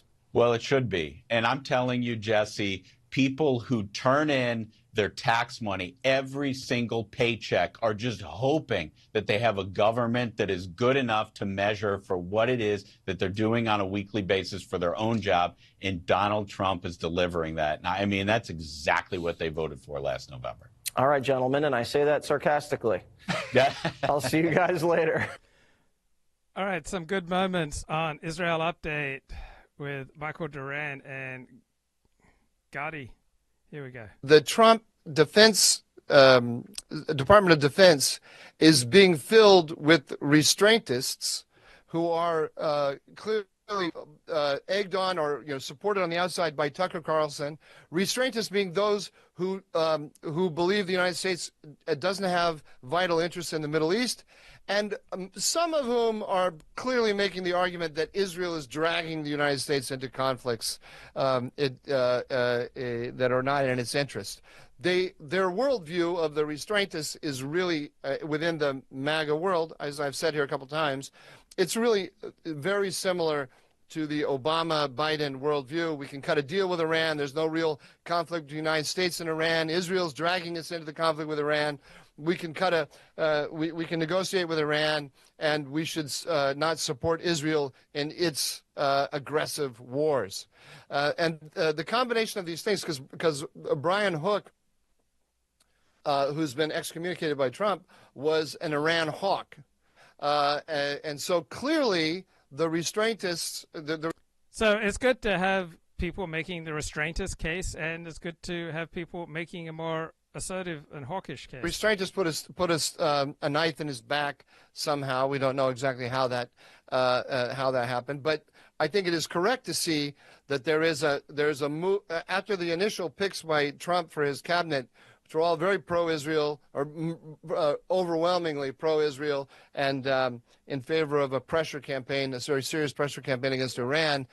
A lot of the second-tier picks are much more cautious to those ideas, if not hostile to them, and so this is causing a lot of consternation in the pro-Israel. Where do you think Trump will eventually land? Because obviously there are two different strands in the way he's playing it now, and that may not be an accident, right? I don't think it's an accident at all. But the way it's kind of shaken out is that the Defense Department is looking like it's owned by the restraintists, with the partial exception of the Secretary of Defense himself, Pete Hegseth. The White House looks like a kind of traditional conservative internationalist republicanism of the kind that I represent. And then the State Department is kind of in the mushy middle between the two. It kind of positions the State Department. Marco Rubio will play a key role here in helping Trump to turn these different inclinations into a coherent vision, which we don't have yet. All right, that's fascinating analysis. Defense Department are filled with restraintists, and the White House, traditional conservative hawks, and State Department in the middle. Andrew Jackson asks you to go see someone and get them a meeting. What would you say? And that's the argument that won over Truman. And he said to him something like, "You bald son of a bitch. Okay, I'll do it." Edward, talking about recognizing the State of Israel back in 1948. Jacobson was the name of the guy. Edward Jacobson. That's right. So he said. So I can't resist telling you my favorite Truman story, which I don't even know if it's apocryphal or not. By the way, this one's true, 100% true. What I just told you. Yeah, I know it's true. It's an emblem of the history of Zionism. It's we cherish it. But my favorite story is when I try to explain to students who don't understand American values. It's one thing amazing about Israel and America and the world is people adopt everything American, but they're not interested in American ideas and don't understand the actual mentality. And Americans don't export it with any explanation because they think it's self-evident. So they just come with their constitution and here, have our constitution for everyone. And then I try to explain to students that in the American instinct is that pragmatism and morality are one and the same. So the moral is also the pragmatic. And then I tell them this story about Harry Truman, about he said how he came into politics. So he was a pianist, as you probably know, and this was the Great Depression, and there were only two job openings for him in the little town in Missouri. One was to be a pianist at the whorehouse, and the other was to be the sheriff. And he chose the sheriff, and this is why. He said, if I fail as a sheriff, I can always be a pianist at the whorehouse. If I fail as a whorehouse, I'll never be a sheriff. And rightist engineers. And right, so Jeremy Carl wrote a book on anti-white racism about numbers or whatever else, but I feel like, whether or not, look, I'm a net zero immigration person. I'm out saying that as my preference. So that's my view. But within the realities of coalition politics, I think the other key thing you said is 80% of it is the illegals, right? So let's get, if tech wants its top engineers, let's get their help, or at least not them obstructing as they've done in the past, on let's get rid of these illegals, right, and really crack down. And then let's take what's left. And if tech is helpful there, I think as a compromise, again, I want to this is not my position. I can live with a more limited and not just targeted at India, which it functionally basically is right now, right. H-1B type program that really brings us a smaller number of truly elite engineers that might be kind of a net benefit to society. Again, that's the type of compromise in coalition politics that I can live with. But you're right in that it's still going to be a fight. And I think from my perspective, the fact that we had this argument up front was great. People saw where the electric wires were. I think the tech bros were kind of taken a little bit aback. but I think message delivered by our voters, and that's great, that this is a really core issue with us. We've been lied to too many times, and that if they want any help on some of the parts of the immigration issue that are important to them, that they're going to have to help us on the much bigger parts of the immigration issue. Now, I'm not a policy expert. You know, I'm not deep in the weeds, and I'm not the biggest wonk, but maybe this is crazy. Let me know if I'm wrong. I mean, if you just put 100% tax on a H-1B position, right? Like, if this engineer is so valuable, then pay him the going rate and pay the government the going rate again. He's so valuable, you can't operate a company without him. Pay 100% tax and invest that money in training Americans to do that job. Right. You're benefiting Americans, and you're giving tech access to what they say they want. If they're not after cheap labor, if they really need these super just impressive engineers, they're all just hiding somewhere in India, and we got to go get them. Well, then let's use that to then cultivate that strength inside our own country. I mean, I know that they'd balk at that, but if they did, then that would make me feel like they're not really telling the truth about what that is for. Sure, absolutely. And my good friend Marc, who runs the Center for Immigration Studies, did a piece where he sort of had 3 fundamental reforms, and again, these are not new. Folks like me, and I'm stealing them from people like Marc, have suggested these for a long time. But one of the simplest ones is a little bit along the lines of what you said, which is, okay, just auction them off, right? If they're so valuable, you auction them off. So rather than having what we have right now, which is this random lottery, and all of a sudden somebody is being paid $85,000 a year to come from India to manage your Panda Express or whatever he's doing, or some low-end coding work, you simply say, okay, you want these really top engineers, then pay them like top engineers, and that's we have a fixed number and it's a lower number. Yeah, that just seems like common sense. I love it. So I was playing around with Grok today, the AI tool on Twitter, and it's excellent. I wanted to, what characterizes Australian humor? And it says dry wit and sarcasm, right? Tends to be understated, relies on the delivery to convey the humor, which might be missed by those not familiar with this style. Yeah, that's something that I sometimes do, and Americans don't always appreciate it. Self-deprecation, right? Aussies make fun of themselves, their own country. They mock their own cultural icons, their own sports teams, and they even mock their own national identity. Larrikinism, right? A cheeky, rebellious humor that celebrates the underdog and challenges authority and convention. It's about having a laugh at the expense of the pompous and the pretentious. Blunt and direct. Australian humor tends to be straightforward, sometimes rude, right? Plenty of playful insults among friends, such as calling all your mates the see you next Tuesday word. Mateship humor reinforces the Australian value of mateship, where banter is bonding. The humor here is inclusive, shared laughter at one or each other's expense. Parody and satire, especially in the media and literature. Nothing is too sacred to mock in Australia, from politics to religion to social norms. And physical and slapstick. It's not as dominant as the dry wit, but there is great appreciation for physical comedy in Australian TV. Now, how would you compare that to American Jewish humor? So American Jewish humor tends to be intellectual and verbose, characterized by IQ and verbosity, thrives on wordplay, puns, and clever twists of a phrase. Self-deprecation, so similar to Australian humor, but it relates to Jewish identity, family dynamics, or the experience of being an outsider or the other in American society. Jewish humor frequently engages in social commentary, so it uses humor to critique social norms, religious practices, and the complexities of identity, often reflects on historical persecution or the immigrant experience.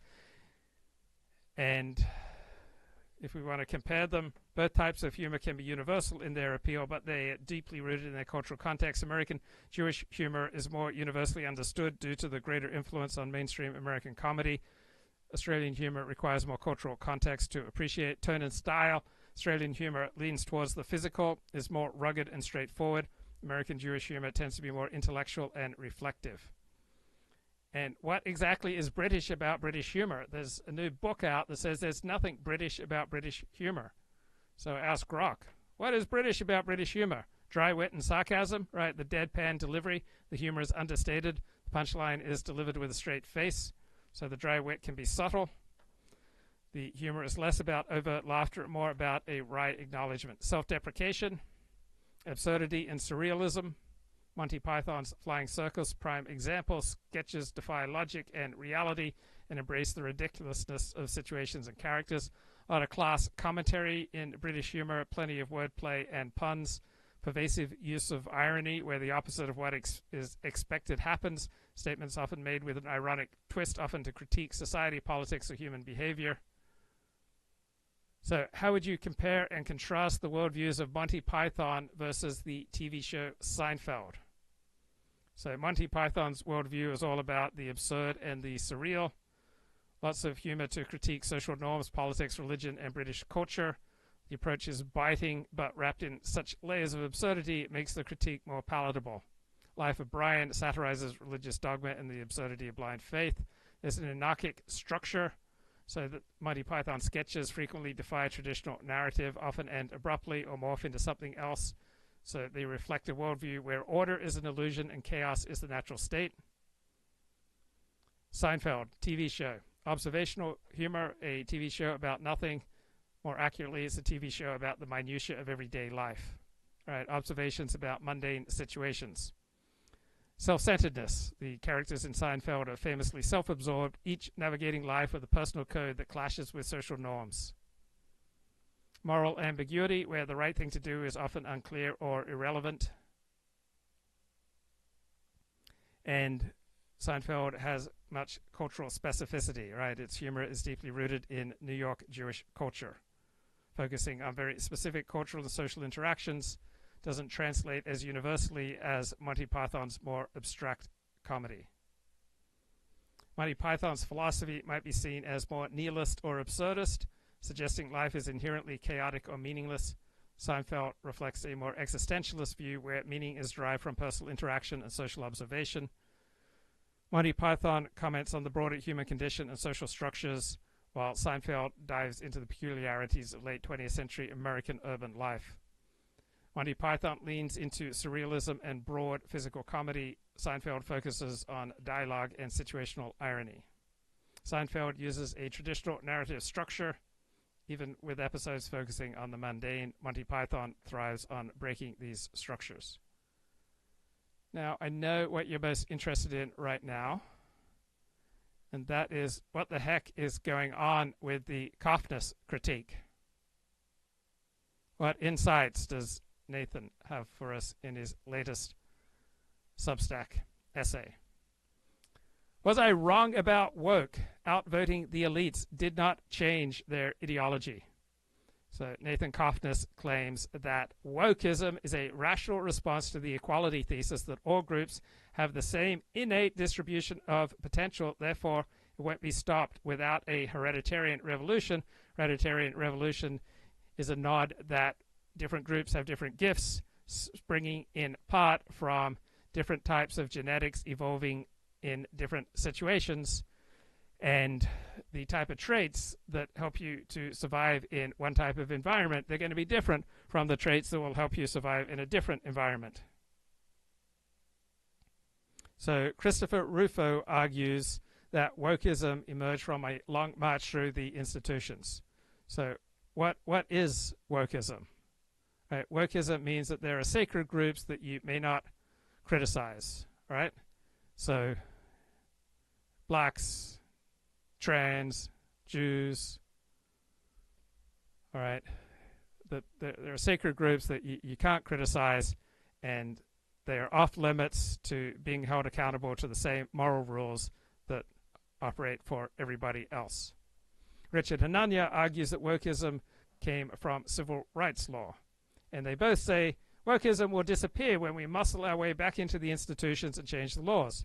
So if Trump ends wokeism by signing some executive orders and changing the leadership at key institutions, then that would disprove the Nathan Cofnas model and would vindicate Christopher Rufo and Richard Hanania. So I hate to put Christopher Rufo and Richard Hanania in the same sentence, because Christopher Rufo is the most effective right-wing political activist in my memory, at least since the 1970s.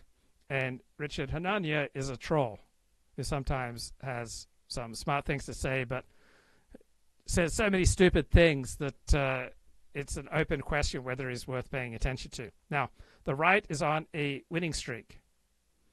But, Cofnas says, nothing has yet happened that I didn't explicitly say was possible. When I presented my theory of wokeism in January 2024, I said Trump could be reelected. Trump could issue executive orders commanding schools and businesses to treat people as individuals. But I said this in and of itself would not win the support of elites, and this in and of itself would not change the long-term trajectory of our culture. So Cofnas says we cannot defeat woke without embracing the hereditarian revolution. So mainstream anti-woke activists have rallied behind the ideal of color blindness, which Christopher Rufo calls the only hope for a diverse nation. But if you embrace the hereditarian hypothesis, you recognize that skin color is often a tell for certain traits that are in part genetic, that stem from evolutionary survival of the fittest and passing on genetics in certain situations that prioritized certain gifts and deprioritize other gifts that would be more suited for surviving in a different area. So Nathan Cofnas says racial disparities will be enormous, much greater than they are now, if we embrace the genetic fact that different people have different gifts. And Cofnas says, no advocate of color blindness has revealed what he plans to tell people in the post-woke utopia when they notice these disparities and demand an explanation. This is not the first time in recent history that the left has been on the defensive. In 2004, the left hated George W. Bush as much as it now hates Donald Trump. The entire media, academic, and cultural establishment was against Bush. Nevertheless, Bush won re-election and the popular vote. There was a vibe shift then, but 4 years later, Obama was elected. 4 years after that, the Great Awakening began. So everything the right has gained in the past couple of months could easily slip through our fingers. Without a hereditarian revolution, we can mobilize the conservative mob to elect figures like Trump and J.D. Vance. We can get better laws on the books. We can intimidate businesses into giving up explicit DEI programs. We can possibly win the fight against the most noxious expressions against gender ideology. These are good things. But if we squander yet another opportunity to take on the race taboo, this round of conservative activism will end the same way as all previous efforts for the past 80 years, with capitulation to the left. So what is woke? It is the right version of what is a woman. It is a question that often short-circuits the brain, makes the typical rightist tongue-tied, nervous, and angry. There's no objectively correct way to define woke, says Cofnas. Well, I believe there is, that there are sacred groups who must be exempt from public criticism as a group. Cofnas says it is an objective fact that woke happened in the world around 2012 and intensified in 2020, and it sprang from the left, doubling down on social justice and cancellation. So if we agree that woke is supposed to refer to that, then there is an objectively correct definition, one that identifies whatever it was that animated the left and caused woke to triumph. And the failure to define woke has political implications. You are not likely to win in the fight against woke if you don't know what it is. You might even think that woke is over and that we can all pack it in. So how do we take the equality theory thesis seriously? Right? The definition of woke should do three things. One, identify what drove the post-2012 spike in social justice talk and cancel culture. Place the ideology in philosophical and historical context, and be acceptable to wokesters themselves. So a definition should not confuse manifestations or side effects of wokeism for the ideology itself, should not conflate wokeism with other ideologies or trends that are conceptually or historically separate, and this definition should not be a straw man that makes it impossible to understand the logic and the appeal of wokeism or to have productive dialogue with wokesters. So if you have the correct definition, you can understand wokeism's appeal, you can map its relationship to other ideologies, you can craft arguments that could be perhaps persuasive to those in the grip of woke logic. So Nathan Cofnas says, wokeism is what follows from taking the equality theory seriously, given a background of Christian morality. So if all races and all sexes have the same innate distributions of psychological traits, disparities in socioeconomic status must all be due to environmental factors, So that means differences in outcome favoring whites or men will be attributed to past or present white racism or sexism, and this triggers an all-consuming crusade against the hidden forces of discrimination. So wokeism requires two premises, one empirical, the equality thesis, and one moral, spiritual equality, and you need both to generate the ideology. So you can find perhaps the empirical premise of wokeism as receiving its first articulation by philosopher John Locke in 1690, when he said that if you or I were born in Africa, we would be exactly like Africans and vice versa. Then John Locke's ideas of the blank slate were picked up by the French revolutionaries, then scientists like Alfred Russel Wallace, Alexander von Humboldt, Theodore Waitz, Franz Boas, and Margaret Mead. And these all became a tenet of leftism and then of mainstream conservatism. So why did the equality thesis become the orthodoxy in the absence of any compelling evidence? So in his 1916 book, The Passing of the Great Race, Madison Grant, who was a leading American anti-immigration activist and a Nordic supremacist, he attributed the widespread and fatuous belief in the power of environment to the dogma of the brotherhood of man, derived from the loose thinkers of the French and American revolutions. So social scientists also had professional incentives to downplay the influence of biology on both individual and group differences to increase the perceived importance of social forces. So Dennis Prager says the most important thing in the world is to teach right and wrong. Dennis Prager has devoted his life to teaching right and wrong. Okay, Dennis Prager is about the most important man around. Now, Cofnas notes, wokeism depends on Christian morality. So Christianity teaches that God created individuals and possibly groups with different capacities. But there is a principle of spiritual equality among all of God's children. So Westerners have espoused this doctrine of spiritual equality for 2,000 years. And most atheists inherit their morality from Christianity. So wokeism doesn't require Christian morality per se, but rather it requires any morality that calls for equal treatment or the full realization of human potential, that we all have equal gifts. So Cofnas says, if I believed in the equality thesis, I would be woke.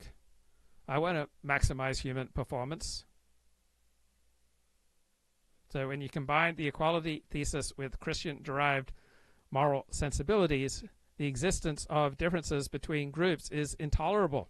If all groups are possessing spiritual equality, then differences must be the result of the environment. It's therefore necessary to fix the environment so that lower performing groups can reach their potential. If the lower performing groups were previously victims of actual discrimination, such as people of African descent, it is logical to assume that the environmental cause of the disparities traces directly back to past or present racism and sexism. So this should lead to an ever-escalating war on racism and sexism. And when differences are due to genetic differences, this war will never end. Say 40, this is too much. I'm overwhelmed. I need to bathe my soul in the well springs of Torah. How lucky you are that you came here tonight. He says as follows on page 407. In 1972, there erupted in Israel a public controversy unprecedented in the annals of the 20th century rabbinate. And I think we have to go back to the dispute over Reform Judaism, which in its early halachic stage that we had classes about, to really see examples of the sharpness of what we're going to be speaking about. But and being that we don't assume that's really halachic, the reform. So let's I don't even want to put that in the category. I don't know of an example of when we really have an equal type of event. He says, known as the Langer Affair, the controversy involved almost all of the great rabbinical figures of that generation to one degree or another. Almost all of the rabbinic figures. The public figure who caused the upheaval and stood at the center was Reshape Goren, appointed chief rabbi of Israel in October 1972. And I'll show you. I'll show you pictures of him in a little bit. Hold on, I just want to change my. Okay. Now, this I have to tell you, this is a very difficult story to tell with all the controversy, and some people's attitude might be we shouldn't tell it. But both sides felt comfortable spreading their approach, and if people come out with negative feelings one way or the other, I really can't help that. This is the history; it's in all the newspapers. It went on for years, so I think it's important. Now, I understand that people might say not to tell it. In fact, Rav Avram Shapiro, I have this new book here.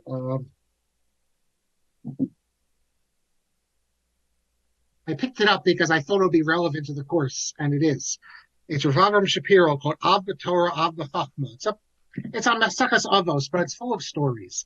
And Rav Avram Shapiro, who was chief rabbi, in fact, I would go so far as to say he was the last chief rabbi of the state of Israel among the Ashkenazim who was a Gadol Yisrael. I don't know if you know that there's a new chief rabbi for the Ashkenazim, and I don't think most people even ever heard of him or even knew that there was. And that's going to be a big. So Gadol means a great thinker, right? A giant. That's what a Gadol is. All right, let's get back to Nathan Cofnas here. During the civil rights era in the 1960s, the standard left-wing position and mainstream position was that legal equality would lead to equality of outcome. Black people cannot reach their potential, for example, given that they were once enslaved and systematically discriminated against. But the reasoning went, if the boot was lifted off their neck, disparities would fade away, such as when Jews were released from the ghettos. So legal equality was pretty much achieved in the United States with civil rights legislation in 1964 and 65. But it quickly became clear that without further intervention, there would be substantial gaps between groups, that they would persist. And since activists were unwilling to question their equality thesis, they invented a body of theory, critical race theory, to explain the failure of civil rights laws to achieve equality. My God, my phone just went all weird. And they instituted policies like affirmative action to achieve a degree of equality of outcome that would have been impossible under a colorblind system. Now, the Great Awakening occurred when we reached a tipping point around 2012. Right, 4 years of Barack Obama had failed to usher in a post-racial era. I was dating this liberal Jewish woman who was a big Obama fan in 2009, and she had this big coffee table book dedicated to Barack Obama, all these pictures of Barack Obama. And one morning I told her, oh, Barack Obama just won the Nobel Peace Prize, and she asked for what? So everyone realized that after 4 years of Obama that we'd need another generation of affirmative action, Black History Months, and Kwanzaa, and it still wasn't going to bring about equality. So all these brainwashed late millennials and Zoomers, people who truly believed the noble lie that all peoples are just born on average exactly the same, they arrived on college campuses and they demanded an end to unfairness and discrimination. So the Great Awakening was also catalyzed by developments in technology, changing institutional demographics, so more and more of our institutions became feminized. And so that led to a greater emphasis on harm and on empathy for oppressed groups. And so more and more institutional support for the woke project. Right? My summary of what woke means is that there are certain oppressed groups who should not be publicly criticized, who are exempt from the same standards that the rest of us are held accountable to. So we had all these blue-haired, nose-ringed social justice warriors, and most of them, of course, are unable to clearly state the logic of wokeism, just as many Christians can't give you a clear definition of Christianity or communists of communism, right? People latch onto ideologies or superficial expressions of ideologies for many reasons, and frequently they do it without any deep understanding of the logical foundations. But wokeism is driven by intelligent, morally sensitive people who believe in the equality thesis and who are horrified at the persistence of racial disparities. So conservatives will define woke as this laundry list of left-wing stuff that they don't like, such as gender theory, socialism, drinking soy milk, affirmative consent. But these things are all philosophically and historically distinct from what is woke. Right? Even if we outlawed transgenderism and neo-pronouns, even if we made Rand Paul the Secretary of the Treasury, if we disbanded PETA, if we kicked the HR department out of our bedrooms, but we kept the obsession with white supremacy and racial bean counting, right, wokeism would still be with us.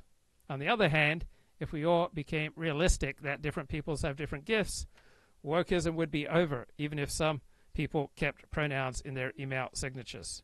So it's a big mistake to conflate wokeism with gender theory.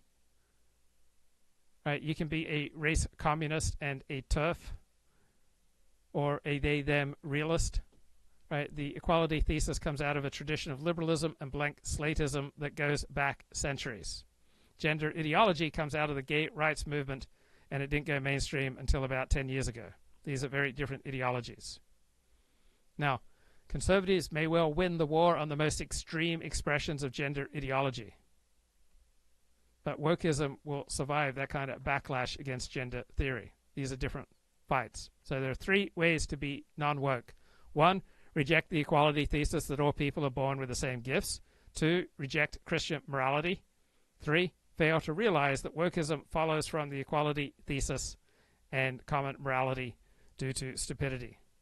So both the mainstream left and the mainstream right both accept the empirical and the moral premises that generate wokeism. So smart people will see that elites lean left and embrace wokeism. Now, the MAGA coalition is largely made up of conservatives who fail to understand that they ought to be woke given their colorblind beliefs, which is why they struggle to craft a message that is compelling to cognitive elites. Richard Anania, Christopher Rufo, Eric Kaufman explicitly reject the Nathan Cofnas model of wokeism, but they never explain why DEI ideology does not follow from the equality thesis and Christian morality. If all groups have exactly the same innate potential, how can we possibly not see it as a moral emergency to fix the environmental conditions that lead to disparities? Without the hereditarian perspective, right, that different groups are born genetically in part with different gifts, it is impossible to win an argument against a smart wokester who demands justice. Non-elites will continue to overwhelmingly lean woke, and they will thwart our attempts to retake the culture and our institutions.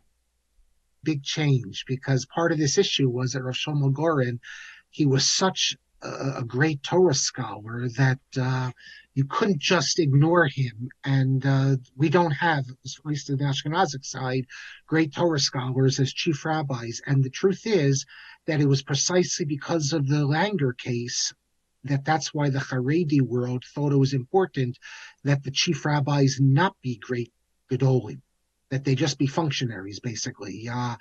And that is the Haredi approach to the chief rabbinate. Now, Rav Avram Shapiro was able to get in. He was based in Jerusalem, Rashi of Merkaz Hara, but subsequent to that, there haven't been any Gedolei Yisrael of the great Talmudic sense. Rav Lau was certainly a great figure, but not in the way we're speaking about. And that has a lot to do with the Langer case, as we'll see many other things as well. But Rav Avram Shapiro, one of the things he says in this book is that Rabbi Yehuda Leib Maimon, the great Rabbi Yehuda Leib Maimon, important religious Zionist, but he also wrote a lot about Gedolei Yisrael. He wrote 6 volumes called Sarei Hameya, which is stories of great rabbis. And Rav Shapiro says, no relation to me, by the way, Rav Shapiro says that he has all the nice stories in these 6 volumes. If he wanted to have the not nice stories, he'd have another 6 volumes, the 12. So we are going to be doing one of the not so nice stories, but it is so significant, so we have to. As I said, it encompasses halacha, politics, and the dispute focused on a ruling of Rav Goren, who was one of the Gedolei Yisrael. And he was a unique individual.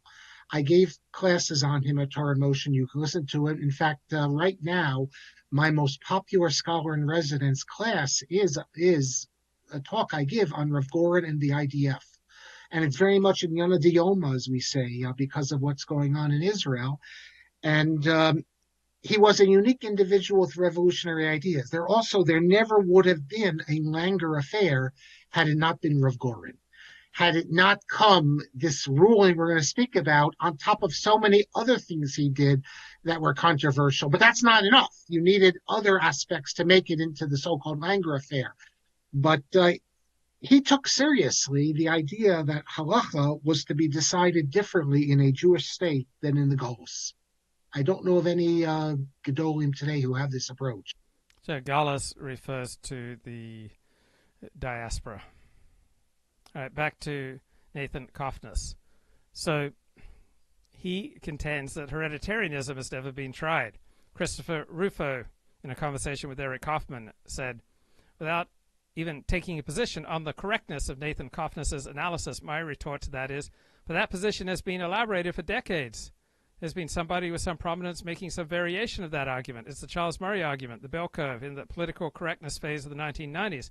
When the bell curve came out, I remember it being this huge scandal. It had more publicity than any book since The Closing of the American Mind a decade prior, yet it was radically insufficient. I'm just very hesitant about this idea that if we only had another paper, we could finally break through with the truth. I think that Nathan Cofnas in particular, presenting himself as someone who is willing to step into the breach with the truth, is somewhat naive. Well, okay, you present your paper, good luck. It strikes me as being the wrong focus for the work. A better focus for the work would be to say how practically these institutions can change. Now, Cofnas says, my plan is not just to have another paper. Cultural change doesn't happen automatically in response to an individual stating a radical idea, even if it's a true idea backed up with a lot of evidence. You can't just publish a book or a tweet and say, there's no revolution, I guess we have to give up. For an idea to spread, millions of people have to argue it out over Thanksgiving dinner tables, water coolers, and dorm room hookahs, not hookahs, hookahs. Prominent figures have to take a stand in favor of the idea and show that they are willing to pay a price for their conviction. So Christopher Rufo argues that wokeism triumphed after a long march through the institutions. Now, that long march didn't consist in Herbert Marcuse publishing one book and then a few scattered individuals expressing agreement with him. There was a large network and organizational apparatus doggedly advancing woke ideology. If you're going to get anything done, you have to organize. You have to form organizations. Right? Only people in organizations change the world. The right has never tried anything like that with hereditarianism. The mainstream right does the opposite. It cancels anyone who violates the left's race taboos. For example, Jason Richwine, then a rising star in the conservative movement, was fired from the Heritage Foundation 2013 when it was discovered that he mentioned some politically incorrect facts about immigration in his dissertation at Harvard University. So Harvard was more open to evidence-based discussions of race and immigration than a leading conservative think tank. He got his PhD from Harvard. The conservative establishment has decided that Charles Murray, and only Charles Murray, gets a pass to talk about some uncomfortable facts. However, to this day, Charles Murray has never made an unequivocal statement that differences between groups are rooted in genes. So Christopher Rufo cannot point to Charles Murray as evidence that my strategy has been tested and didn't work. The vast majority of smart, educated people in the West have simply never been exposed to the evidence for the hereditarian position. So we need a real information campaign backed by establishment conservative institutions.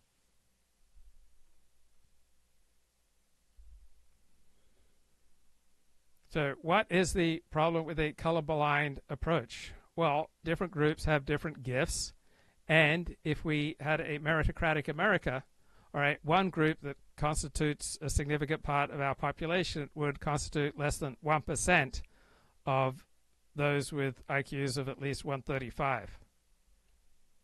So what do you plan to tell people who believe in a colorblind meritocracy and they find out that 97% of elite positions have been dominated by whites and Asians? The American right has no coherent message or ideology besides being against the left. It has no good answer to the major issue of our time, which is the question of group differences. We have no effective institutions. We control 0 serious PhD granting universities. Even universities in solid red states remain in the hands of our opponents. Among graduate students and assistant professors at elite institutions, our representation is close to 0%. The right has been shut out of editing Wikipedia, the most influential source of alleged information in our society. Conservative culture revolves largely around figures who are some combination of grifter, crackpot, criminal, conspiracy theorist, anti-Semite, or racist in a bad way. We produce virtually no art, no music, no literature. Right-wing discourse is dominated by people doing physiognomy checks on each other, calling Democrats pedophiles, and telling people not to get vaccinated and that they can cure their cancer with ivermectin.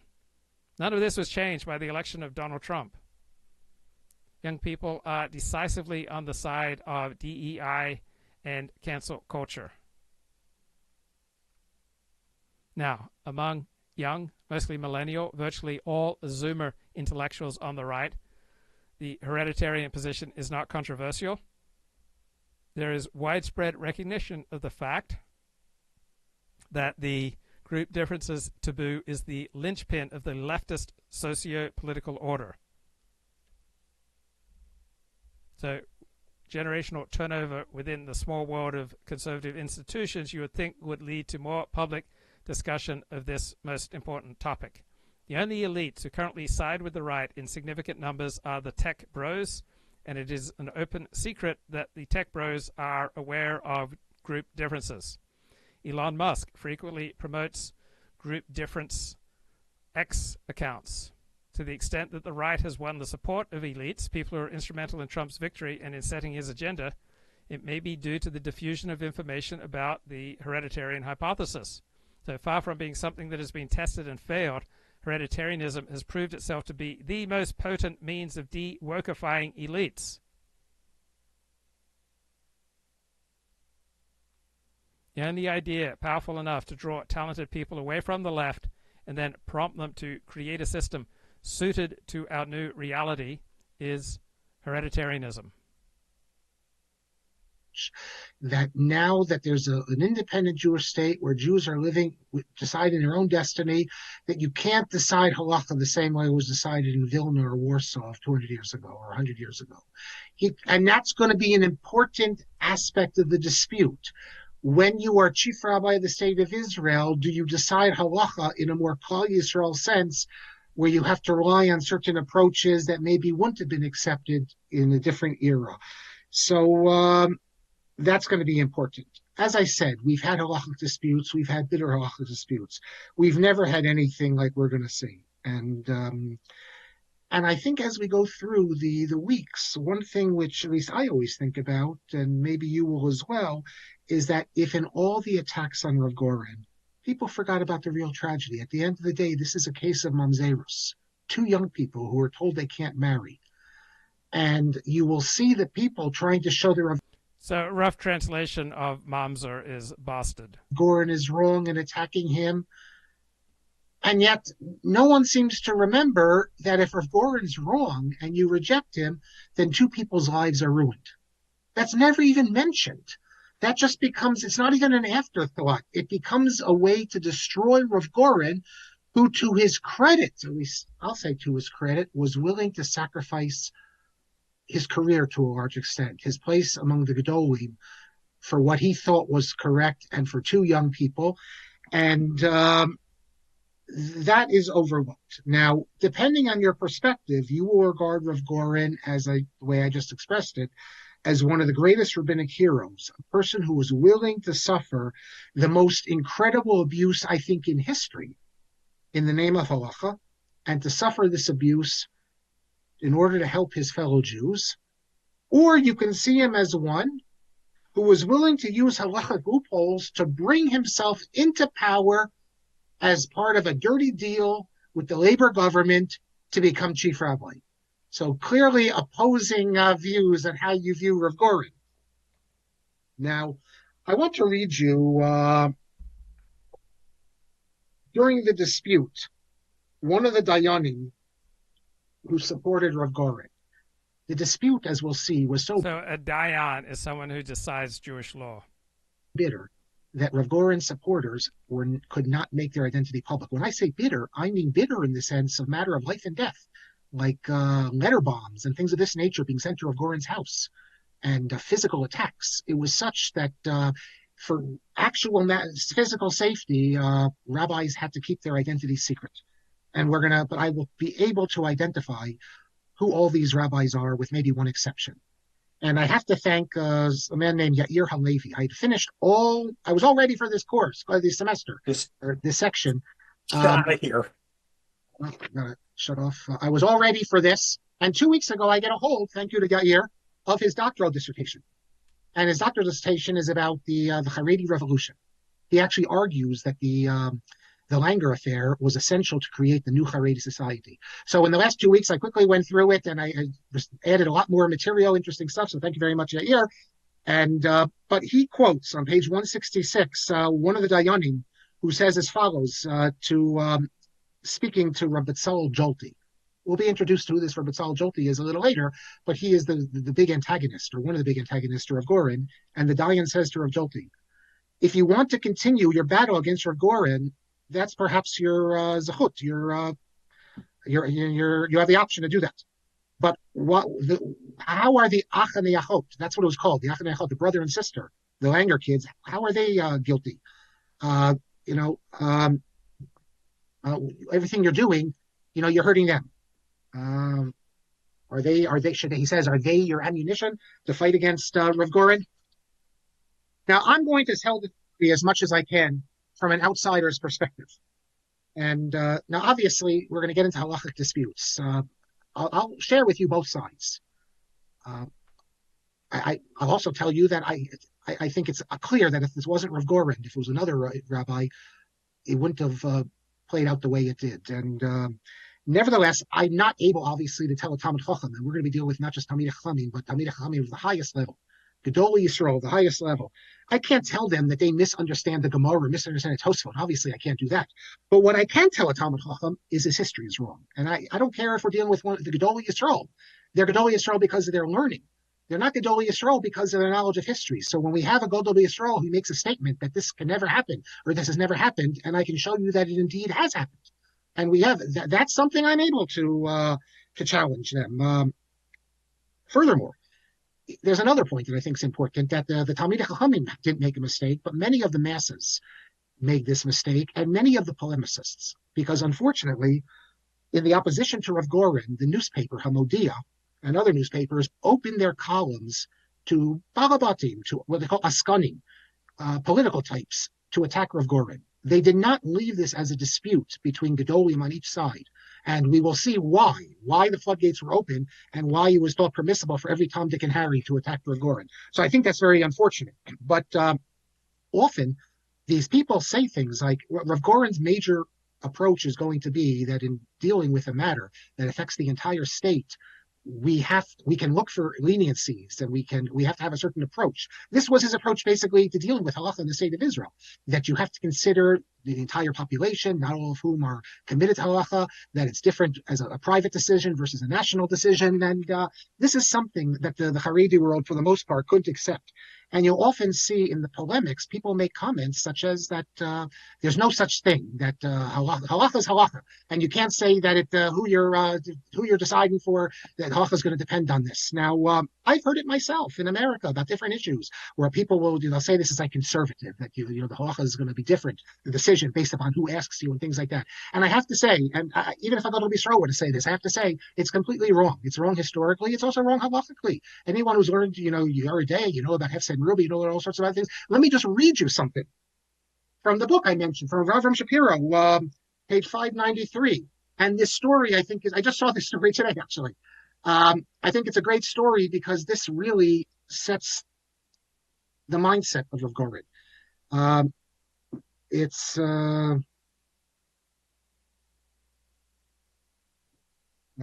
actually, okay, no, sorry, page 434. The other thing I saw, I'll share with you as well. Here's a story that Rav Avraham Shapiro told from Rotzi Pesach Freya, Rav of Jerusalem.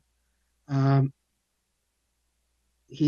bunch of people were at Rav Rav C. Pesach Frank's house, and a Shiloh came in.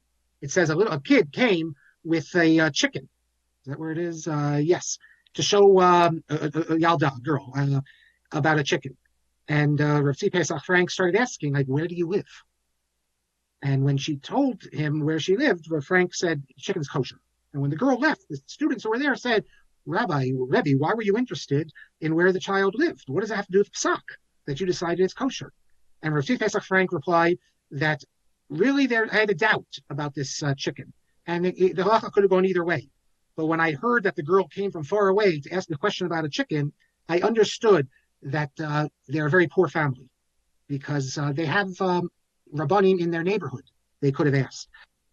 Right, so no Rav, no rabbi who's deciding Jewish law is going to make a decision without knowing the persons that he is ruling on. Rabbis are going to rule completely differently depending on if someone is desperately poor, or they have desperate health problems, or they have desperate financial or economic or social problems. Right, rabbis will rule differently depending on the individual. And a shaila refers to a question that you ask a dayan, a learned rabbi in Jewish law.